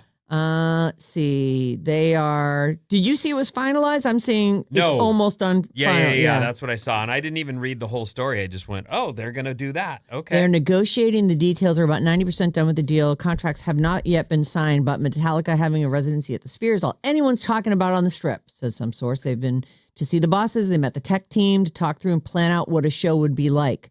And they say that's actually part of the startup expenses is like, now fish can go back there whenever they want. Now eagles can go back there whenever they want because they've got all the graphics done. But the graphics package is it is the show when you get down to it. Most bands don't want to play there because not only do they not have that kind of artwork to support their stage show, but their stage show is that impressive spread eagle jump. And there's none of that. Nobody's going to see it. They won't see it. It's your music with this screen. The Eagles said, I've never felt more ignored in my entire career. There are bands that probably will say, I don't want to do that. There are seats in there that aren't seats that you just can lay down and just watch the dome. I guess, is that what they call it? The dome, the inside of the Sphere basically, but I don't know anything about the laying down, but I know that there are bands like Tool or Pink Floyd that would go straight in. Oh, yeah. They've already got all their graphics, stuff, right. all the stuff. I could see U2 doing it. They've definitely had a lot of background U2, art. I think, opened it. Oh, right? they did? They were the first ones. Oh, okay. So they're saying U2, Fish, Dead & Company, the Eagles, they've all played residencies at the Sphere. That would make Metallica the first metal band to have their own series of shows there. And they're saying they would look to make it very different from the rest. Rumors started spreading last summer because somebody shared an article. And at the time, no one wanted to confirm it. But now they are looking at Lars Ulrich was like, I'm not going to confirm anything. There's nothing to confirm, but I'm not going to deny it because we're all such huge fans of this venue. All our managers, all our production people, they've all been there and looked at it. It's something we're considering when nothing's etched in stone, but man, we'd love to do it. And actually, he said, we'd effing love to do it. He said he was at U2's very first show. This is Lars Ulrich talking about. He was at the very first show at the Sphere, completely blown away. He was like, I would effing love to do it. So with that kind of enthusiasm, I'm sure it will happen. They do a great show, and I probably have seen Metallica more than any band I've seen. Well, if they can't do it there, they could do it in Washington, D.C. at the National Harbor. Okay. There's going to be another Sphere. This one is right next to what looks like just a major highway, which to me seems, I even think that like the Salesforce Tower, it seems like they've really toned down what they're playing on that screen at the very top there. Because at first it was distractingly interesting. Like there were ballerinas and weird things floating around, little bouncing balls and daisies blooming and I do eyeballs think blinking. Most cities have a lot of distractions, most big cities. So to some extent, it comes with living in a big city. Right. It's going to cause traffic light problems. pollution. Yes. It's just a reality. You got to be able to keep your eyes on the road. Many of us can do 5 things at once now. We've come a long way. We can do all the stuff at once. This actually does look slightly smaller. They say that 6,000 seats is actually, this seems a lot smaller. 20,000 people can fit into the Las Vegas Sphere. That's enormous. Yeah. Even just for like any kind of indoor thing. I this hope is to only go. 6,000. I'm not really someone who jumps on a plane to go see a show, a concert. I mean, I have in my, I'd love to see in my something life, there, though. But I don't know that I would do that. Yeah. All right, so there's that. Next up is happy birthday, Dolly Parton. She turned 80 yesterday. We weren't here. It was a holiday. Oh, Dolly. She released music to help you celebrate. And I guess that, let's see, a new version of a single from 1977 called The Light of a Clear Blue Morning. And this time around, it features Lainey Wilson, Queen Latifah, Reba McEntire, and Dolly Parton's godmother, Miley Cyrus. So if you want to check that out, you can. She's the 4th born of 12 kids. She was born January 19th, that's yesterday, 1946, in Locust Ridge, Tennessee, a tiny town in the Smoky Mountains. She wrote Jolene and I Will Always Love You on the same day. Get out of here. That's what it says here. She has about a $650 million empire that includes Dollywood, a beauty line, baking kits, a series of books, a hotel, truck stops, dog toys, and treats that she sells on her website. They don't even mention her music here. Hello. Oh, I see. It includes that. I guess the music was a given. She has something called the Imagination Library, which has given out over 200 million free books. She's won 11 Grammys and is a member of the Country Music Hall of Fame. And she's also been nominated for 2 Oscars, 6 Golden Globes, and a Tony. And Tennessee Governor Bill Lee just proclaimed that yesterday was officially Dolly Parton Day. Dolly Parton's life and career is woven into Tennessee's music, culture, and rich history. Her talent and generosity have made a lasting impact on the world, that's for sure. And it's fitting. Didn't she pay for, like, vaccines, too? She gave, like, $1 million to help to develop the vaccine, like, during COVID. It's like, oh. She's the best. She really is. And it is fitting that we honor her 80th birthday by celebrating her remarkable legacy and dedication to the volunteer state. Apparently, that's what Tennessee is. Let me see if I can squeeze one more thing in here. Oh, K-pop Demon Hunters smash hit Golden. Yeah. It has surpassed 1 billion views on YouTube, and they did it in less than 7 months, which is some kind of record. They say there are a lot of songs that have reached past 1 billion views. Baby Shark. Oh my God. Oh. Oy. I've watched that. I'm part of that number. Let's see. What was that one? Not the Harlem Shake, but the Gangnam Style. Gangnam Style. Mm-hmm. That was the first one to ever hit 1 billion, right? That sounds right. Yeah. Psy. That's the guy, right? Yep. I remember going to a wedding, my Gangnam friend's kid, Style. and they played it more than once. I'm like, Oh. are you kidding me, you guys? We've only been here 2 hours. Well, it's a hit. And though, you're so. repeating, but it did fill the floor. Yeah, both times, I'm sure. Mm-hmm. Oh, this one again. Let's do it. I didn't get all my moves in on the last one. All right. What do you got coming up, Vin? His blood smells like cologne. He once parallel parked a Boeing 747. Mm. He once had an awkward moment just to see how it felt. After these.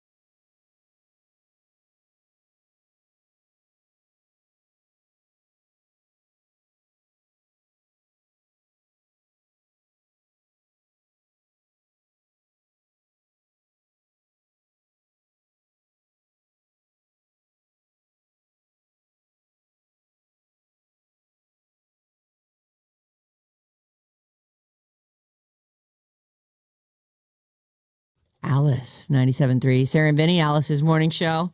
Everything's fine. Don't worry about a thing. We got this. Tomorrow. Nobody was worried until you said anything. Yeah, now we're worried. What are you doing over there? Honestly, like I'm trying to like figure something out in here with Tim the engineer, old Cranky Tim, and who is also very cute. Super cute. So cute. All the engineers Such are great boobs on that guy. That's not helping. Don't objectify him. He's just cute. I know, you're right. My bad. Tomorrow, But I do want to pull him in a broom closet when he's not looking. Somebody call HR. Tomorrow at 8 o'clock in the morning, it's our Battle of the Generations, Bridge the Gap, presented by San Francisco Bay Coffee. What's up, everyone? This Alice Report is brought to you by Ed Sheeran Chooses City. Head to radioalice.com to enter this national contest for your chance to win a pair of premium tickets to the Ed Sheeran Loop Tour in the city of your choice, L.A., Nashville, or Chicago. Prize includes 2 round-trip flights, a 2-night hotel stay, and signed merch for the winner and a guest. Sweet. So there's that, everyone. Weather today is what you see. There's some clouds, but it's still going to be a decent day. 60s. So, you know, and after what we've been having, each weekend day this weekend was like absolutely spectacular. It was gorgeous. Okay, so the 49ers lost, and now we lose for the second time. Our defensive coach, Robert Saleh, who is leaving the Niners for a second. He left us for the Jets. That didn't go well, and he came back to us. And now he's leaving us for the Tennessee Titans. All right. So there's that. Bummer. I mean, congratulations, coach. Best of luck to you, but you're not on our team anymore. I teased you with a few of the most interesting man in the world's quotes. Yeah. I wondered if that was the most interesting man in the world. The most, important line is the tag. I don't always drink beer, but when I do, I prefer Dos Equis. Now, I'll tell you something. Yeah. Advertising works. Mm-hmm. And this campaign had Dos Equis on the top of everyone's mind forever. Since they got rid of him, I can't tell you anything they've done since. Me either.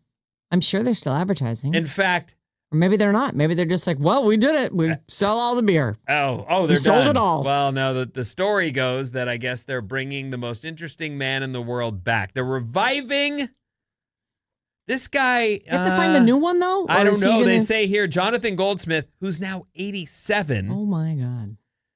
Has been off of their ad campaigns for 10 years. Really? It could not have been 10 years. It really doesn't feel like 10 years. I just saw one. The Bring Back 2016 is trending on social media, and Dos Equis is hoping that means commercials from 10 years ago are back in fashion again. Oh, they could rerun the old ones. Dos Equis is reviving their most interesting man in the world ads with the original star, Jonathan Goldsmith. He's 87, but they say he's still going strong. Oh, still looks incredible. The most interesting man in the nursing home. The original ad campaign debuted 20 years ago in 2006 and ran for 10 years before he retired in 2016. They initially hired a younger successor, but it didn't last long. They ended because you can't call one guy the most interesting guy in the world. And he was sort of captivating, and then you can't like replace him with someone else and just go, no, we're interested in this guy now. I remember the new guy, though, and it didn't last. I don't remember that guy. It was completely unmemorable. So this guy I could pick out of a lineup. Yeah, the new guy went for 2 years from 16 to 18, but it looks like they're trying to bring back the old guy, the most interesting man in the world. Advertising works. Mm-hmm. It does. We have witnessed it. I gotta say, I never really understood the most interesting man in the world. Like, did he really do all those things, or was it just a idea? You know what I mean? Like, what made him so interesting? He didn't do those things. It was an ad campaign. So it wasn't real. Yeah, I don't think I got it. Sorry. He once had an entire conversation using only Morse code and an eyebrow. Awesome.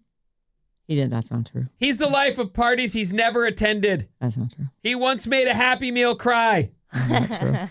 Are those all real things that He used? can win a staring contest with a statue. That's a good one. Even statues crumble if they're made to wait, as Oh. Taylor would say. He's Taylor. fluent in 5 languages, including profanity. That's a good one. His shadow has been nominated for an Academy Award. Okay, I get it. So it's not real. It's a joke. He can speak French in Russian. Oh, it's funny. His beard alone has experienced more than a lesser man's entire body. Oh. Oh. Anyway, there you go. That guy's back. So Yay? see how you don't even watch commercials. It just depends so on how it doesn't crickety matter. he is, you Yeah. know? Like if he's all like, oh, Jesus, my back. Whoa. I'm off balance. Ask a non-parent to change a diaper, and there's a good chance they'll gag or barf. Really? Seasoned parent, tempered, like, has this stuff and does it like business. I've seen worse than this. I was wearing it last night. I definitely went into my first child with a giant box from Costco of rubber gloves because I actually thought I would wear those when I changed diapers. Because, you know, I don't want any. How many diaper changes would you say that lasted? It lasted no time. You never. There's no time it. for that. There's No. no time to glove up when changing diapers. You just, and then you find Scrub. yourself, you just go, you know what? This is my kid, and that's my poop too. Right. I'm just going to get this done. Yeah.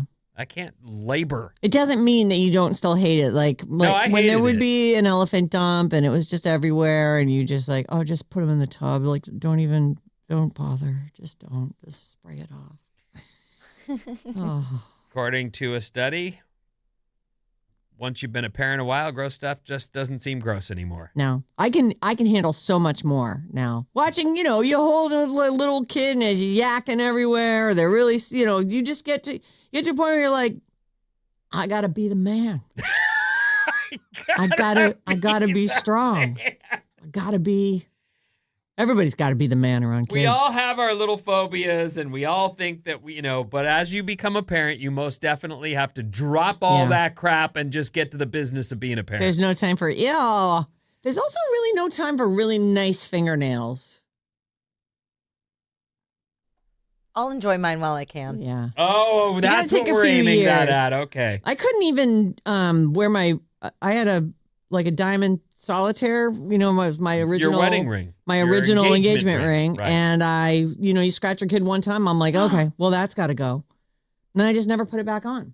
Well, and then you got some big ruby jewel thing. Yeah, and then I freaking scratched that thing, so I don't even wear that. That was my 25th anniversary. Now I wear this little cheapie that me and Tina, my sister Tina and I shopped a few years ago. We went to this little Maker's Mart thing. And so I just wear this teeny tiny little emerald. Do you see it? I don't. Here. It's a piece of sand.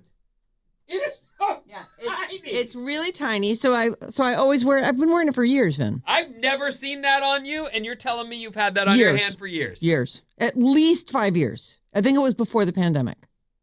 I know. But it's tiny. You'd never even, and a lot of times it's like this. Look at you. But a lot of times it's like that, where it's underneath my, it just I've never noticed slides it. around. Just like a little chip. Well, anyway, parents, they get with the business of raising their kids and they drop the, I found out, I told my daughter who had been saying, I want to watch Stranger Things. And then we finally said, you can watch Stranger Things. And then she didn't watch it. And I found out why. She looked it up and found that there are somewhere in that series, there's vomiting or barfing. Sorry, whatever word. It's all the same. And she doesn't want to watch it. It grosses her out. Stranger Things is pretty gross. It's my least favorite part of the show. I don't remember any barfing. I don't remember any specifically either, but it's plenty of gore. Yeah. There's guts. Demogorgon guts all the time. Plus, could there have been more children murdering soldiers in that last season? That is weird. The whole I did think, wow, there's a lot of I guess they won't ever have to pay for those crimes. And I get it. The soldiers were also trying to kill them, but I did feel like, wow, that's just wanton murder. Just driving down the road, shooting all the, interesting. And they complement each other. Good shooting back there. Yeah. You killed a bunch of bad guys. What's her name? Nancy. Nancy. Oh, yeah. Is a murderer. It's one thing to be killing, aliens who are coming to take over the planet, but they're just killing other people. I was like, How about a fast fact? I love fast facts. You know that, Vinny? Zebras. Zebras? Zebras injure zookeepers more than any other animal. Really? One big reason is they've never been domesticated. They are just plain aggressive animals. Zebras. Did they bite, strike with their legs? All the kick? things. They are too aggressive. And they injure zookeepers more than any other animal. They sure are cute, though. In 2012, Taco Bell was able to create 15,000 new jobs just because the Doritos Locos Tacos were so successful. Oh. Was that where the taco shell was a big Dorito? I think so. I never had one. Me either. I don't know. I don't really eat at Taco Bell. I don't really eat out I'm going to have. at fast food very often at all. So, but, 15,000 new jobs isn't nothing. That is not nothing. It's great. Our text number is 800-400-3697. Bob's on the show to read those for you. We were talking about Green Day opening the Super Bowl, and you guys were wondering if they still live in the Bay Area. A couple texters said Billy Joe currently lives in Pinole. Oh. And the rest of them live in SoCal. Oh. Another texter, Erin from San Francisco, listening on the Odyssey app. Odyssey. She went to the Sphere at the end of December to see the Backstreet Boys, and it was honestly a life-changing experience. The experience is insane, almost indescribable. It's a must-go. Oh, I gotta go. I'm definitely really going to go. wanna I'm just waiting for the right thing. Well, what's the right thing? Let's say it's not Taylor, what would be the other band that you want to see in the Sphere? I don't know. I'll know it when I see it. Susan's going in March to see Elenium. What's Elenium? An EDM artist. Oh. With his brother. Does Susan know that Can of Bliss is right up his alley? I'm excited. I told some of my friends about your son's Great. show. Let me know. Have them write reviews. On Yelp? You got a Yelp? Sure. Okay. I'm just kidding. I don't know. An EDM party. That sounds fun. Yeah. That would be a great place to be all like trippy. Will he take trippy stuff? No. Susan he doesn't do any drugs. Oh. He's pure. He is. Pure of heart and mind. Yes. Oh, is that for right? For real. Yeah. So guess what Bob's been doing? LSD. No, not drugs. Ecstasy. Remember earlier today when we were talking about how you know the sound when your computer comes up? Oh, yeah. She wrote us a game. Oh, okay. Are we doing that now? Yeah, we're going to do it All right, now. let's play the game. So I think we're playing this where we're just going to shout out the answer. Whoever gets it first, okay? Okay. So you have to be the ultimate judge on who said it first. All right. Oh. Ready? Yes. Sound number 1. I'm starting off very easy. Listen up, everybody. You've got mail. AOL! Oh, my gosh. I think that was Vinny. It was very close. I think it was Vinny, though. I love that sound. I'm glad the computer doesn't tell me every time I get an email, though. All right, next up. Oh, the original sound when your pager would go off. No, but close. Oh, the first Motorola flip phone. Not Motorola. Different brand. Nokia's ringtone. Correct. Nice, it's Vinny. Nokia. I didn't even know that. That was great. That was just a guess. All It right. was like those early cell phones. Yeah, such a painful sound. Ugh. Sorry for everybody who is waking up to that. I just saw that in a movie, that sound just over and oh, I know what it was. It was on Love Actually. Yes. Her phone was continual because her brother was calling her from the You're right. insane asylum. or Ah. I was whatever. trying to figure out. I feel like I had just heard it also. Yeah. That's exactly what it was. All right, number 3. That is an IBM Windows machine booting up. Do you know what? Which Windows 5.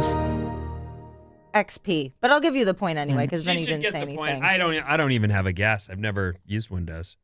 All right, next up.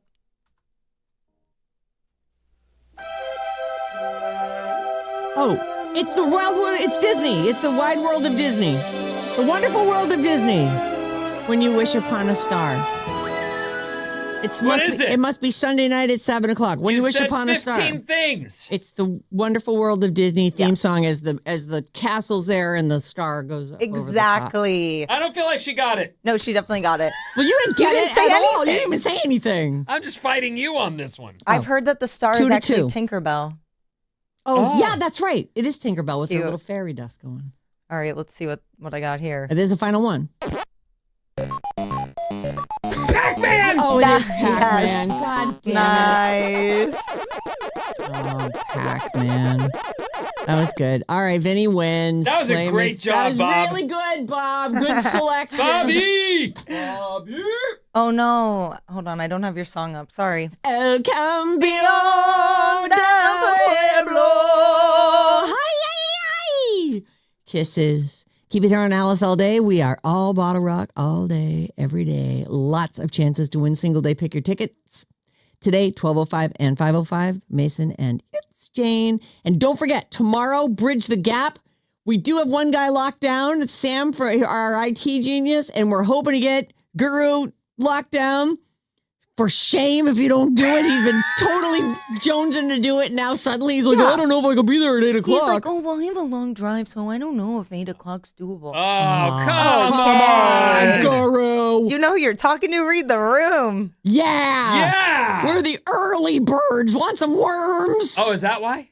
I guess so. Oh, I okay. don't know. Because we get up early? Yeah, I Drive think really so. far? The worms. Right. It's got to eat. It's got to eat. Okay, so goodbye. Have a nice day. See you back here on Hump Day. Thank you.